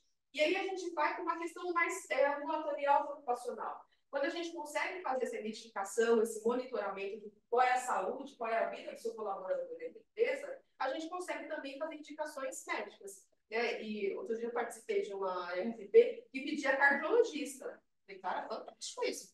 Dificilmente a gente pede assim, assistente social, o médico clínico, o médico do trabalho, mas pedia cardiologista. Até peguei e falei assim, a situação em reuniões aí deve ser muito tensa, né? Porque para pedir um cardiologista, o negócio não deve estar muito fácil. Não é uma empresa de varejo, mas o negócio não está muito fácil. Mas a gente consegue fazer esse mapeamento, porque de repente é uma situação que a empresa não percebeu, mas que a gente consegue, ali no mapeamento bem feito, fazer a identificação. Eu acho que o trabalho, brincando, né, de melhoria contínua, é justamente esse. É conseguir analisar, trazer a informação, sentar e falar, olha, a gente precisa mudar o nosso protocolo médico para exame? Então, vamos mudar, né? Hoje, dentro da empresa que eu trabalho, tem um protocolo de saúde mental que é, quando você vai fazer TCC periódico. É um pouco assustador, né? Faz pergunta do tipo, você já pensou em se matar? Nossa, primeiro ano que... doutor, você é assustador, né? Você está ali sentado, você fica com medo de né? Está. Não, mas é uma pressão. Aí a outra pergunta você não... Isso já acontece, né? Mas não é tudo isso. Você não tem dormido bem frequentemente? Cara, você sabe, se você responde, olha, ontem o problema não dormi bem, mas normalmente... Eu nunca tive vontade de me matar, mas assim, falei, amiga, se eu responder tudo aí, não, eu tô lascada, eu não vou passar desse periódico. E por que isso? 6 pontos não tem nada a ver com a minha vida.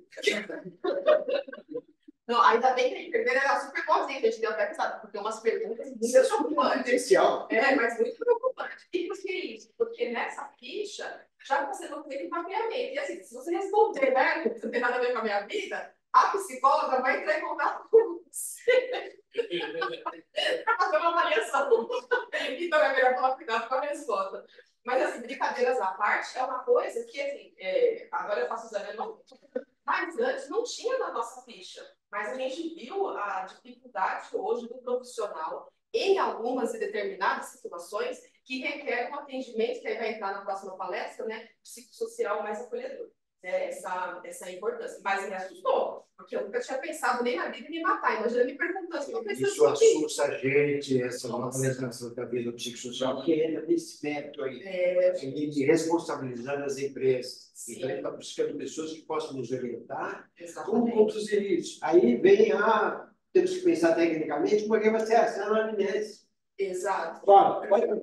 Assim, na mesma linha do comentário que você fez a respeito da rádio proteção, essas perguntas que você respondeu são de um questionário de sofrimento mental, que é a peça de referente. Sofrimento mental? Questionário como eu tô sabendo, né, Chico? Alguma coisa assim. Isso tem a ver com o humor, não? Não necessariamente. Esse questionário em específico, ele é uma triagem geral de sofrimento mental.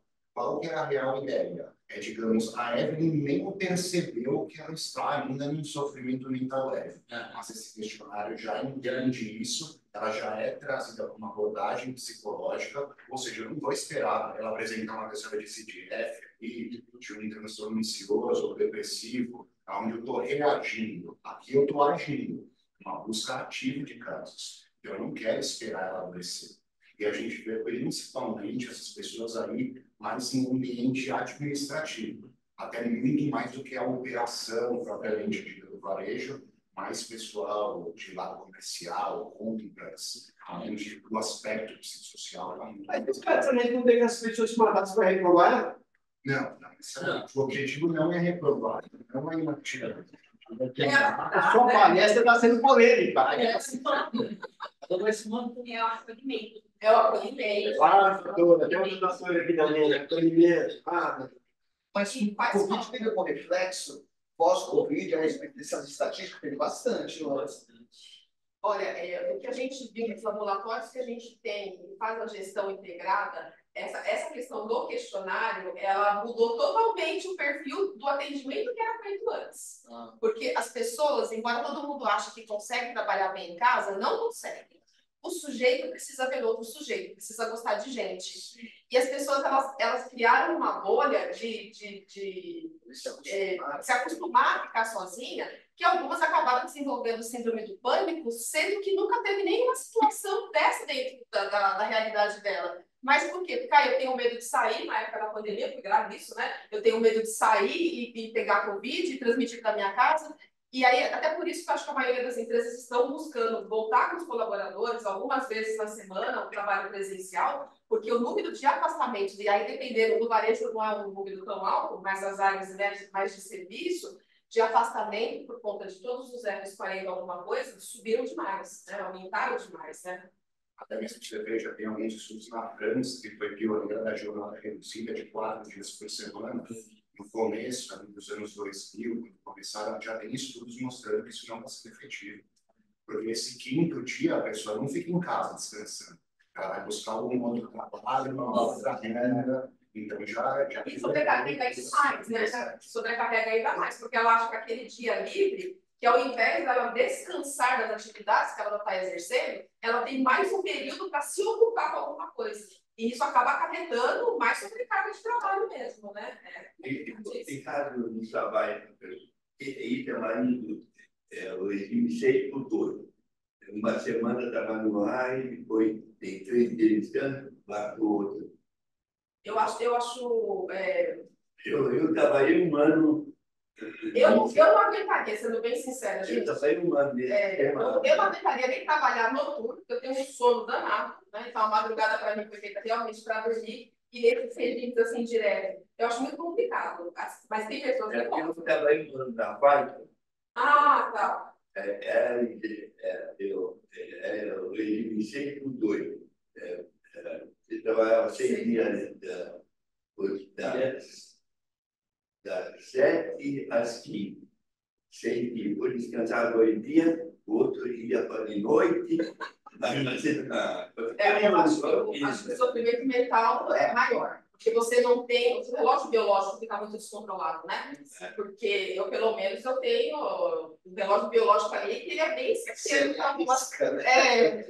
Ele segue a risca. Eu acho que isso descontrola muito, mas aí o doutor está aqui, ele pode falar melhor sobre isso do que eu. Adaptação. Costuma ainda mais nesse. É a mesma coisa que a gente vê nas feiras, pessoas que se adaptam, pessoas que não conseguem. Bom, e aí a gente também traz aqui o foco da saúde assistencial, né? E o trabalho dessa gestão ocupacional, da parte de integração, o assistencial e o ocupacional é fundamental, né? Aí as empresas, aí a parte de RH sempre falam, a gente tem aqui, quando vai fazer a atualização, uma sinistralidade altíssima, e aí a gente consegue pegar fazer esse mapeamento antes, né? Que isso se transborde para o plano assistencial. E por quê? Porque você tem um médico dentro da sua empresa, ou um médico, né, que você contratou do seu ambulatório, que ele consegue, é claro que existem alguns planos de saúde que são mais restritos aí, de passar informação, mas de médico para médico, geralmente a conversa é um pouco mais tranquila, e aí a gente consegue pegar essas informações até para conseguir fazer esse mapeamento em conjunto. Né? Então, do que tem ali do assistencial, da porta de entrada, do ocupacional, da porta de entrada, e do que os colaboradores estão ali fazendo a entrega do assistencial. Até para ver quais são os hiperutilizadores, quais são as campanhas que a gente pode focar em cima disso para trazer uma melhoria dentro da empresa e para fazer com que as pessoas também falem. Porque nem todo mundo é tão aberto, tão receptivo à fala. Porque ninguém quer falar, olha, Adel, eu estou passando em 3 médicos, mas eu não sei qual é o meu problema, se você não tem alguém que efetivamente esteja ali para ter essa escuta.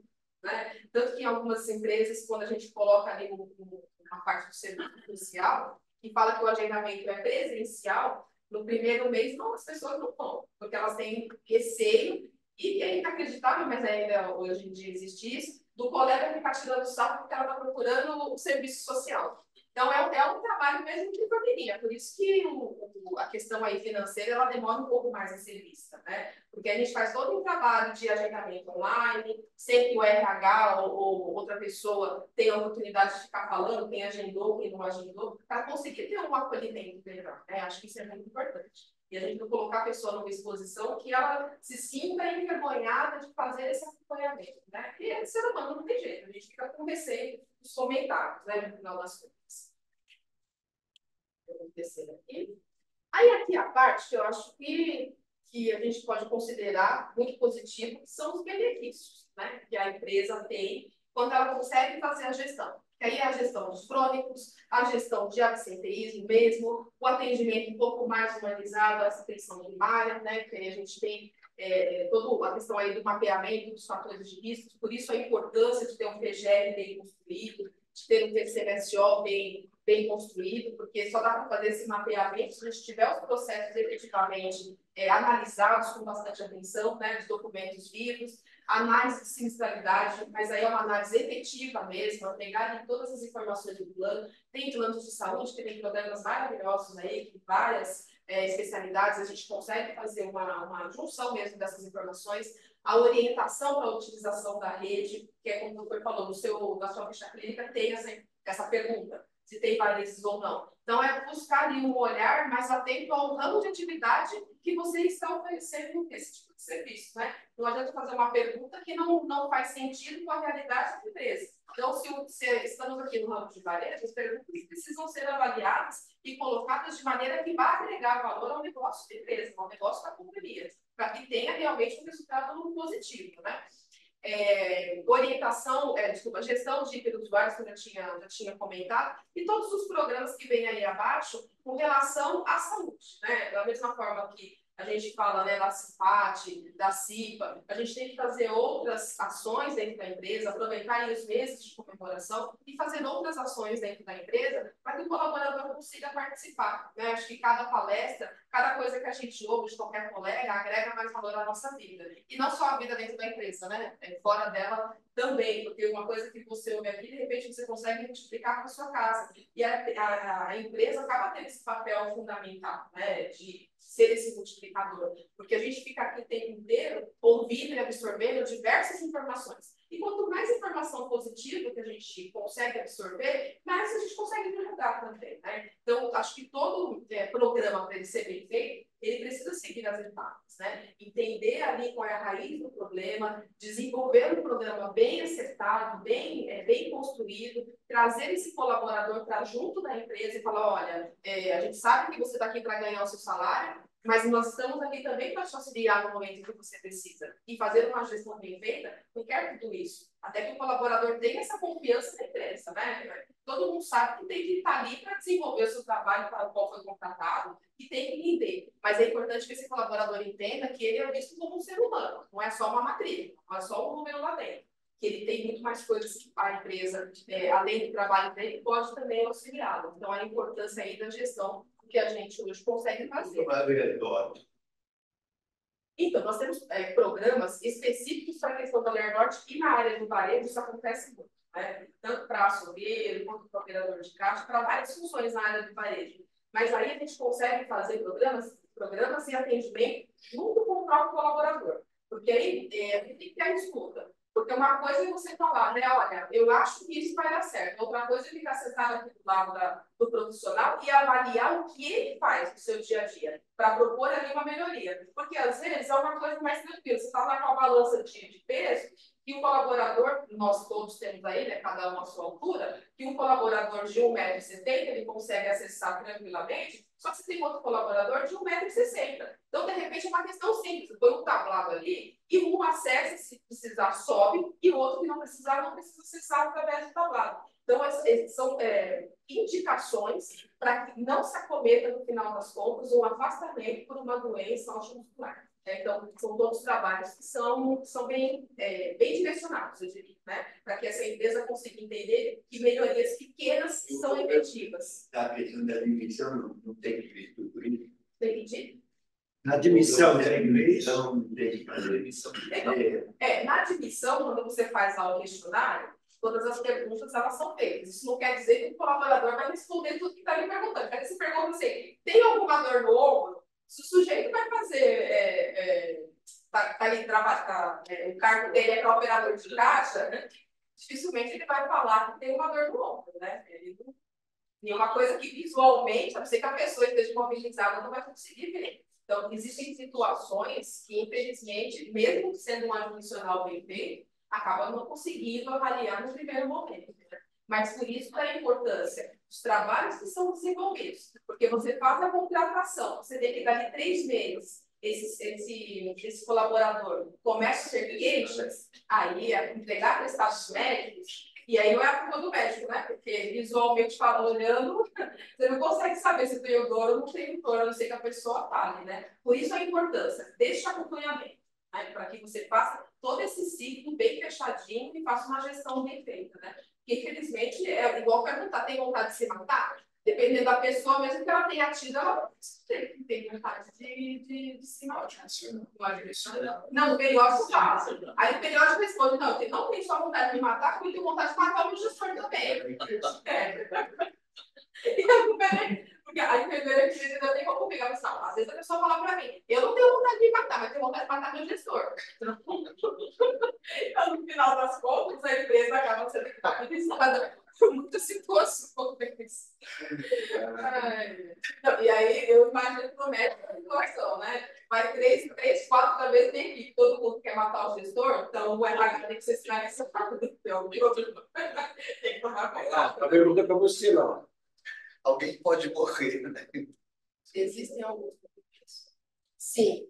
Quando a gente faz a avaliação econômica... Lê a pergunta. É para ler? Lê e responde, né? Eu nem me pensar. Não, bom dia. Bom dia, Viviane e Nicole. Existem alguns movimentos ou testes para auxiliar no diagnóstico? Ou é você ou o doutor Maria? Ô, Carlos, eu vou ler a pergunta da Viviane. Você não deixou. Bom dia, viu, Viviane? Tudo bem?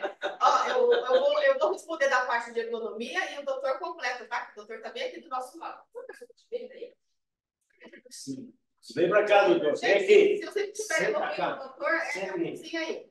Ó, ela perguntou se existem alguns movimentos ou testes para auxiliar no diagnóstico.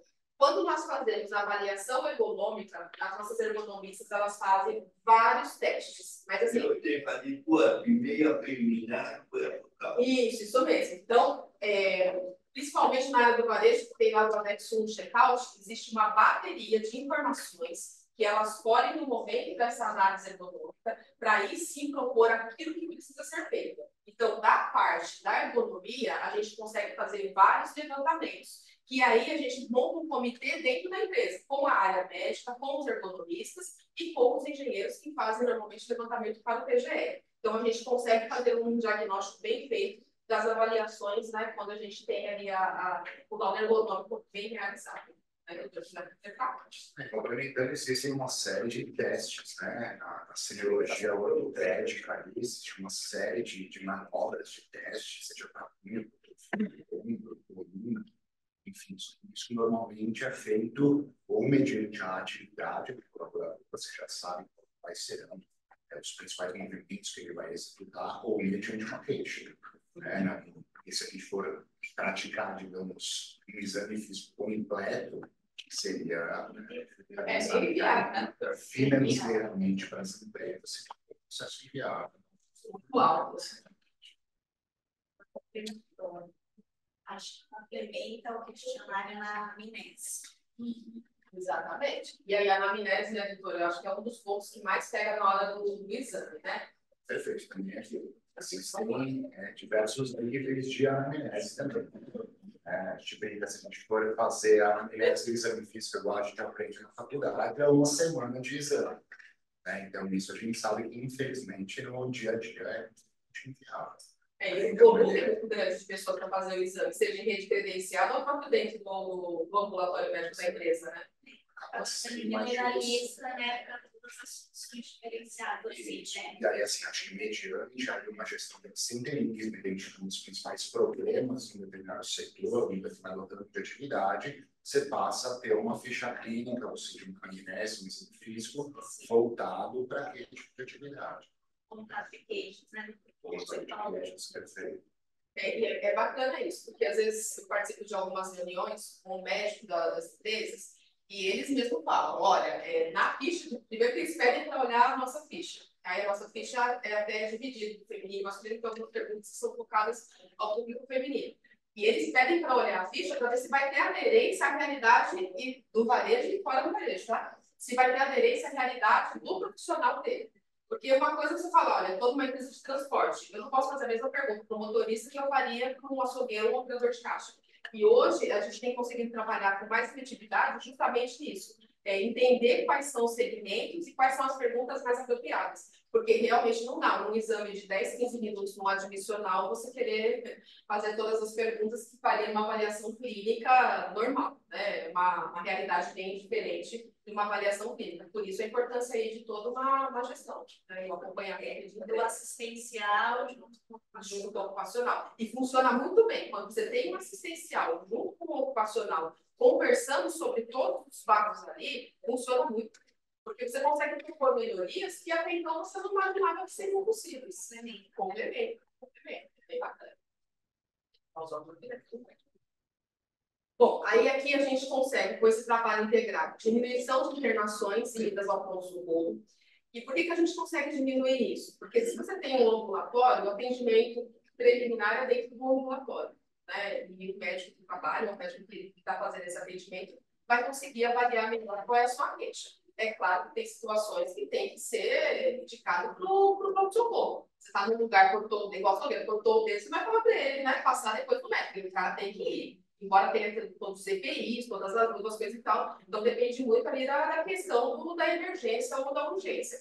Mas a gente consegue ter uma redução bem bacana quando tem um ambulatório médico e a gente consegue ter ali o primeiro atendimento, né? E mesmo quando o colaborador faz um atendimento fora, passa no pronto-socorro, pega uma atestado, ou com o médico clínico, se é feito ali um COP bem bacaninha, tem sei lá, acima de 48 horas de atestado, automaticamente ele tem que ir no ambulatório para fazer a avaliação com o médico. Então, tudo isso a gente consegue criar dependendo, né, do que o RH entende como melhor conduta para aquela área. Então, sei lá, pegou o atestado médico de 10 dias, de 5 dias, qual é o período que esse colaborador precisa primeiro passar no ambulatório? As empresas, geralmente, acima de 3 dias, tem que ir no ambulatório. Mas isso não impede que se reduza, dependendo do volume de atestados, né? Tem empresa que você pega ali com o volume de atestado na área do varejo por mês de 200 atestados, você precisa colocar uma régua mais baixa, né? Uma empresa, um supermercado que você tem, sei lá, 5.000 vidas e está entregando 200 atestados por mês, precisa baixar a régua de avaliação desses atestados até entender, e a gente tem aí vários casos que a gente acompanha, que realmente depois de 6 meses você consegue ver que daqueles 200 cai para 50, né? Porque aí é um atendimento mais focado naquilo que realmente o colaborador precisa, né? E aí proíbe, porque a gente sabe que a informação circula, né? Se você tem um ambulatório, tem um médico lá dentro que está realmente avaliando, o colaborador fala para o outro, ó, entrega atestado, se você não tiver doente, você não vai passar. O médico vai lá e vai avaliar a sua condição de saúde, né? Então, isso é bem importante. Aí tem a questão da redução dos custos assistenciais. As operadoras hoje elas têm feito muitos comitês em relação à parte ocupacional, justamente para tentar diminuir essa entrega de atestados, porque aí diminui tanto da parte assistencial quanto da parte ocupacional. Porque às vezes a pessoa tem um problema que ela não sabe, tem que precisa ser averiguado. Então a gente consegue fazer esse trabalho mais de perto. Aí tem a preservação da vida e integridade do colaborador, e eu acho que isso é um indicador muito importante para a empresa, com relação à qualidade de vida. E hoje a gente busca cada vez mais isso, né? A qualidade de vida do colaborador. O colaborador mais contente, vendo que ele está sendo mais acolhido, ele não vai ter motivos para faltar, né? A não ser que realmente precise, ou como agora que a gente está vendo aí situações de casos de dengue, que a pessoa está aí na região nossa, ali na Zona Norte, todo mundo está com dengue, é impressionante. Não sei em outros bairros aqui de São Paulo, mas a Zona Norte o negócio está complicadíssimo. Então, e lá eu imagino que você tenha tido muitos casos. Vou dizer que a minha família inteira teve dengue, em Guarujá, a semana inteira. Todo mundo teve dengue e ficou de cama uma semana para mais. Então, aí você não tem muito o que fazer, né? Porque é uma coisa que é incontrolável, né? Não tem muito saída, né? Enfim, são casos e casos. Aqui, ó, só um dado bacana que a gente trouxe, de 80% a 90%. Peraí, tá. Como é que eu disse esse negócio aqui? Tá? Só para subir um pouquinho.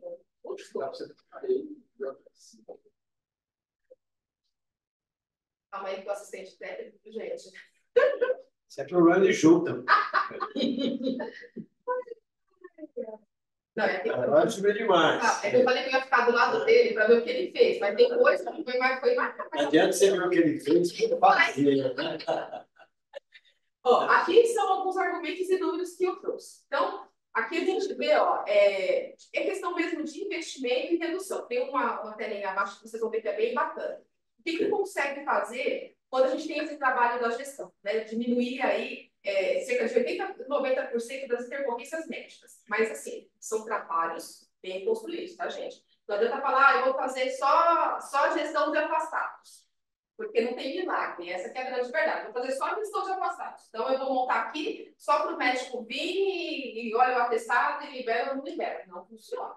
Tem que ser realmente uma gestão mais completa, porque é um investimento. Então, tem que fazer um investimento mais certeiro, né? Não adianta eu focar ali em fazer com que os colaboradores, toda vez que entregar o atestado médico, ele tenha o médico olhando só o atestado e esquecer de todo o resto. Porque todo o resto tem tanta importância quanto fazer programas, né, de qualidade de vida, uma gestão bem feita. Então, a gente tem que entender que existe todo aí um trabalho que é bem mais amplo do que só ter um médico validando o atestado. Porque aí é um validador do atestado, não é um trabalho que a gente está fazendo que vai ter efetividade financeira lá na frente. Então, aqui foi até o pessoal do assistencial que ajudou a gente nesse slide, ele coloca aqui, ó, que cada dólar investido em dólar, tá com isso? Cada dólar investido em programas de bem-estar, ele torna 3,27. Só que assim, retorna, vocês estão vendo aí que o período disso, gente, não é um período curto, é um período de 3 a 5 anos, a gente pensando a longo prazo. Então, a gente começa um trabalho agora, dentro de 1 ano a gente já vê uma melhoria bastante substancial, só que a empresa não pode achar que a gente vai conseguir ter um retorno. Demora muito, tem que ser mais rápido isso aí. Mas veja pelo lado positivo. Eu vou pular isso aqui e vou. Carlos, presta atenção, Carlos, olha pra cá. Ah, não, olha para lá. Você, eu não sei onde é que você está olhando, mas você Estou olhando ali, ó. Ah, tá bom. Então tá. É que o meu óculos fica pra perto. O que é que esse fato aí que você falou? Calma aí. Calma, porque tem que baixar aqui devagarzinho, cara. Tem problema de junta aí. Não, é que o negócio é rápido, gente. Calma aí. O negócio é rápido. Eu dou uma hora para ela, mas o negócio é rápido. Não, não, ó, para piorar, eu uso o mouse para a esquerda, aqui tá na direita, então eu tô confusa. Ó, aqui, ó, fator acidental de prevenção. Olha o cara tirando minha atenção. Isso daqui é um case de uma empresa do varejo, do ramo de vocês, que inclusive estava ali dos clientes dele. Não vou falar qual que é, mas estava ali dos clientes dele que eu vi. Na hora que ele passou o login do cliente. E aí, caras, veja aí, o tempo que demorou. Ó, começou lá em 2017, 2016. O cara gastava tudo isso. Olha aí, com atenção. Na verdade, a pergunta de hoje é quanto você precisa vender para entregar um resultado desse, né? Exatamente. Porque Qual é o assim, esforço que você põe na venda para entregar uma redução? cara, é uma coisa difícil. Porque E você lá, fala- pelo resultado, eu sei quem é, pela folha legal. Com 13% da última linha dele. Então, não, custo é líquido, né? Exatamente. E aí você fala para a empresa, olha, você vai ter um reflexo financeiro, mas não vai ser a curto prazo. Tem que ser um CEO, alguém que realmente acredite muito nisso. Porque não é uma questão fácil, né? Puxando o saco, né? Desde quando ela assumiu, ela... Mas foi verdade, Isso cara. aqui eu pago por você. Muito dinheiro. É muito dinheiro, né? E assim, mas é aquilo. Isso é uma empresa de grande porte, mas a gente consegue fazer isso. Eu estou com de pequeno porte, mas a gente consegue Importa o porte da empresa. Importa o processo. Se o processo funciona no A, vai funcionar no B. Aí eu não vou entrar no mérito da questão, porque não é um assunto em pauta. Mas no assunto em pauta de fato, eu vou querer discutir esse assunto. Aí eu vou trazer você para cá. Que aí eu quero ver o A mais B se dá C. Sim, sim, pode chamar que eu vejo. Porque... Por ser chamada desse jeito, é melhor comportar. Não, eu trabalho com o FAP. Embora você botou 2019, reduziu 37%, totalizando isso. Sim. Bom, vamos lá, toca isso. É complicado, é muito dinheiro. Nossa, milagre aí, né? Não, não é milagre, não. Foi muito trabalho envolvido. Muito trabalho. É uma gestão que é passada bem. Sim, complexa. E depois o NETEP disso, né? É um assunto bacana, até eu vou trazer para discutir aqui. É um assunto importante, porque porque envolve o SAVE aqui, a empresa quer ver isso, né? Essa redução, e essa redução hoje ela é questionada, porque ela volta em papel e não volta, né? E vamos descontar na área tributada, e sim tributada na empresa, que é uma outra questão, que eu também discuto isso. Eu sou mais chato, eu crítico nessas coisas aí, porque... deduz para quem? Vai aonde? Vai para a empresa como um todo, né? Só que tem você da folha de pagamento, né? A recolhe não, foi recolhido lá pelo RAT, explicado lá. Então, esse é o fator importante. É uma coisa bacana para discutir, para trazer para cá, quando vou trazer esse assunto, eu quero trazer vocês. É uma possibilidade mesmo do que a gente está falando, da importância da gestão e da redução. Como desafio, eu vou dar para você, no próximo tema, você abrir isso aqui. Claro. Isso que nem ele. Opa! Não é questão disso, mas é importante para a nossa área de comércio, varejista, você ter um negócio desse é importante. Olha o CIB disso. Vai ser bem, não. Não, eu quero ver a raiz desse processo. Não, nós dois estamos preocupados com isso, doutor aqui está preocupado, tem uma pessoa especialista nesse assunto. É bacana isso. Isso é bacana, porque no caso... Porque isso... consegue ver até quais foram os ciclos a palavra-chave. E por que teve a redução, né? A palavra-chave. Isso agrega valor ao nosso negócio. Exatamente. Esse valor Aí mostra o nosso trabalho, que é a outra coisa que eu estou vendo, que você falou que é integrada, que aqui envolve segurança e time de trabalho. Sim. Quando é saúde ocupacional, é todos. Vê ali. E é importante ver esse trabalho aí funcionar. Que aí o empresário vê, e nós, com dados de saúde ocupacional, sempre satisfeitos. Satisfeito de estar fazendo algo que está conseguindo, está agregando valor ao nosso negócio. Não é nosso, é todo negócio. Está saindo só no campo, está escrito no papel. Aqui a gente vê, é como você falou, para onde está indo o dinheiro. Mas assim, a gente vê que funciona, né? A gente começa um trabalho pequenininho, de programas todos bem feitos, e você consegue agregar valor ao negócio da empresa quando você fala, olha, se fizermos isso desta maneira, lá na frente você vai ver a redução, né? E vem redução em cima de tudo, da folha, do seu número de afastados dentro da empresa, de uma população menos adoecida, porque é uma população menos adoecida que você está conseguindo trabalhar com ela. E aí, quando a gente abre realmente, e aí fala, olha, qual é o CID de prevalência, que não deve mudar muito, porque é a área de varejo, das demais empresas. Não vai mudar tanto. Pode mudar uma coisa ou outra, mas a gente consegue atuar nessa raiz do problema. E isso é muito interessante. Para a área do varejo, quando você fala que isso é uma empresa grande, mas uma empresa pequena, qualquer redução que você faça, já é um recurso ótimo para a gente assumir de pagamento. Né? Eu acho que quanto mais a gente consegue prover na questão da redução, melhor se torna para o empregador manter o seu negócio saudável. São valores nominais, se você aplicar isso para a inflação em cima disso, provavelmente um valor maior. Deveria ser. Exatamente. O comparativo do tempo sem o o comparativo do FII, só pegou e fez o bruto já satisfaz, tá? Imagina, o bruto já satisfaz. Você ganhou dinheiro, você desenvolveu, beleza. Se 1.600.000. Não, o bruto já estou feliz. Fala em bruto, fala em feliz, não teria interrompido, mas já interrompendo. Né, doutor? Tem uma coisa aqui para nós que a gente quer ver. Como tem a integrada, eu pergunto, por que não trabalha no presenteísmo? Que é um desafio muito grande hoje nós temos. Trabalhar é fácil controlar o absenteísmo. Se abster do trabalho, ótimo. É uma coisa visível. Você pega, olha, calcula, vem, eu quero sair do presenteísmo. E o presenteísmo? Existe alguma coisa nisso? Né, doutor? É algo que hoje, com o problema da pandemia, é algo problema hoje com a dengue, enfim, vai. É algo que vai vir aí para o psicossocial. Eu pergunto, como é que fica o presenteísmo? Que é difícil ninguém ouvir falar nisso. É difícil alguém discutir isso. Alguém querer falar, como eu vou controlar isso? Como eu vou trabalhar nisso? Como é que eu vou ver isso? Exatamente. Porque aí é legal trazer alguém para discutir, primeiro, o que é isso, aonde a gente foca nisso e como nós podemos trabalhar nisso. E da externa é fácil. Né? Você sabe que é uma resposta ou daqui ou de lá e causou certa atividade para ele. Mas quando o funcionário está conosco, está doente, ou está com um problema que é a briga nossa com o psicossocial, esse é o presenteísmo. Como ele produz, ele trabalha satisfeito. Como medir isso? E acho que o fortalecimento do RH junto com esse trabalho é de extrema importância, porque às vezes eu adoeço em função do externo e ninguém repara nisso. Eu estou ali num sofrimento, talvez a pessoa que vai fazer a palestra da próxima vez fale muito sobre isso, porque assim, eu vejo no meu entorno, fulano entrega atestado, ciclano entrega atestado, e eu continuo ali absorvendo tudo que os outros estão deixando de fazer, porque as empresas que quer não acabam fazendo isso. Né? Não tenho cada vez como colocar alguém no lugar de um que está afastado. E esse presenteísmo, às vezes, é um sofrimento tanto quanto de quem já foi afastado. E talvez ele seja o próximo a ser afastado, porque não houve um olhar mais cuidadoso para aquele que ficou e só para aquele que saiu. Né? Como trabalhar com pessoas? Fala, doutor. Eu vou falar bobagem.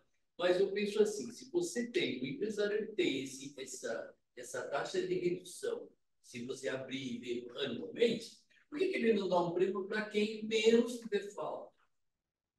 Ele está pagando salário para que o funcionário, o colaborador venha trabalhar. Mas você está falando de presencialismo, né? De presencialismo. Presencialismo. Tá? Presencialismo. Então, nada poderia ser feito. Ó, uma campanha interna.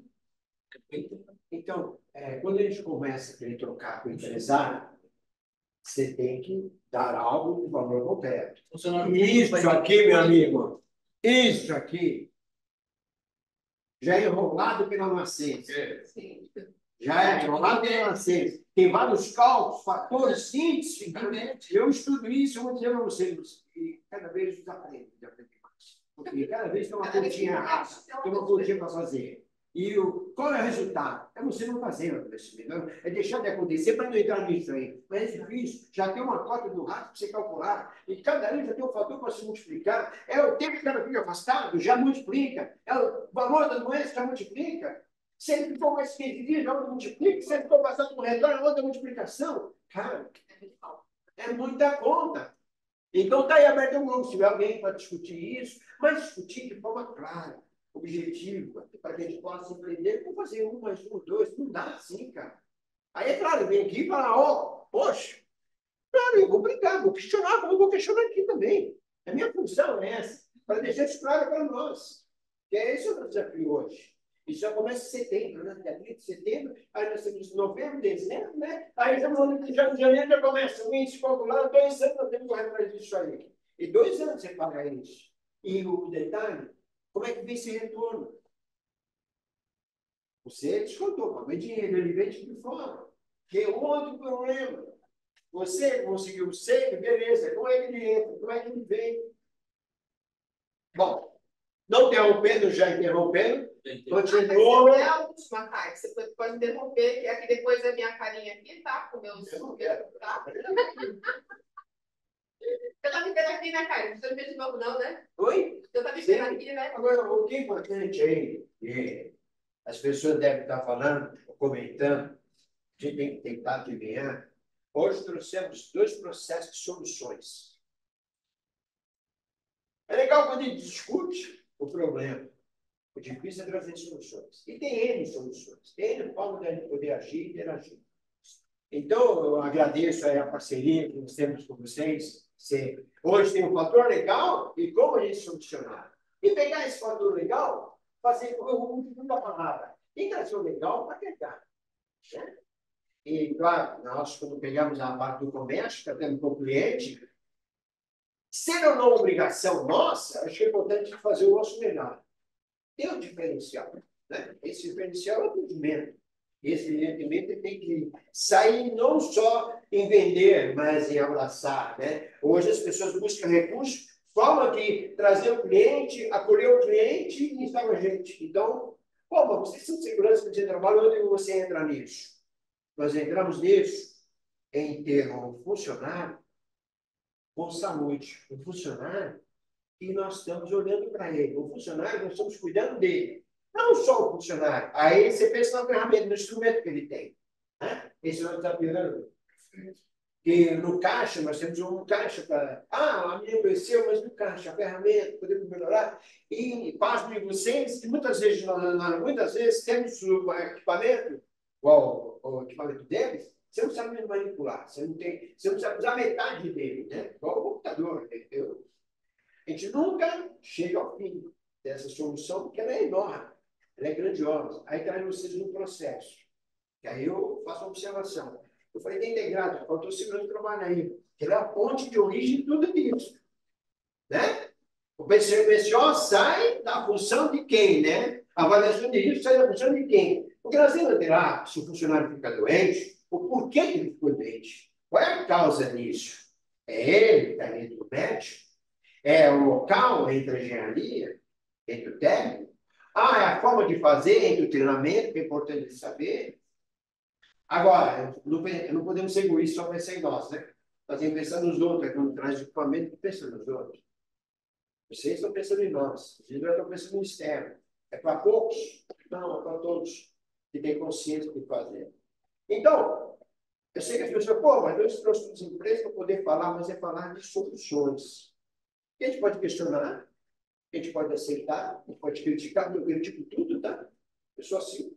Não, mas sabe o que é bacana a gente criticar, falar? Porque sai coisas, sai coisas importantes.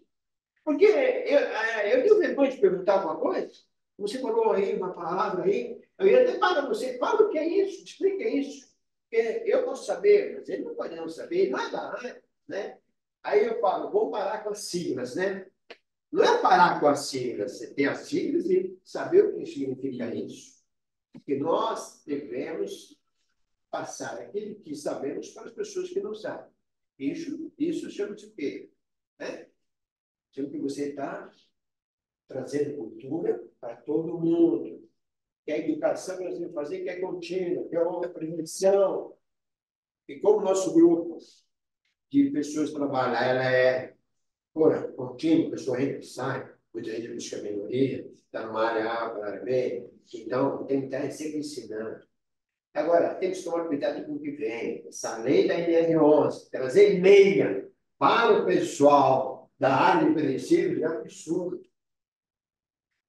A NR11 tem carga, descarga, movimentação de carga. O que tem meia com isso, ó, gente? Está lá no meio da NR.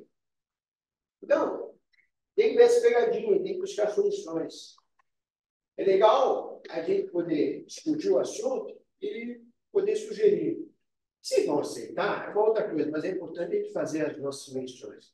É importante a gente fazer a crítica construtiva e trazer soluções para essas informações. Então, eu agradeço vocês dois, agradeço a vocês por ter trazido informação, agradeço a intervenção proposital do meu jovem ali, certo? É um engenheiro aí que, quando eu nasci, ele já era engenheiro, entendeu? Aprendi muito com esse menino.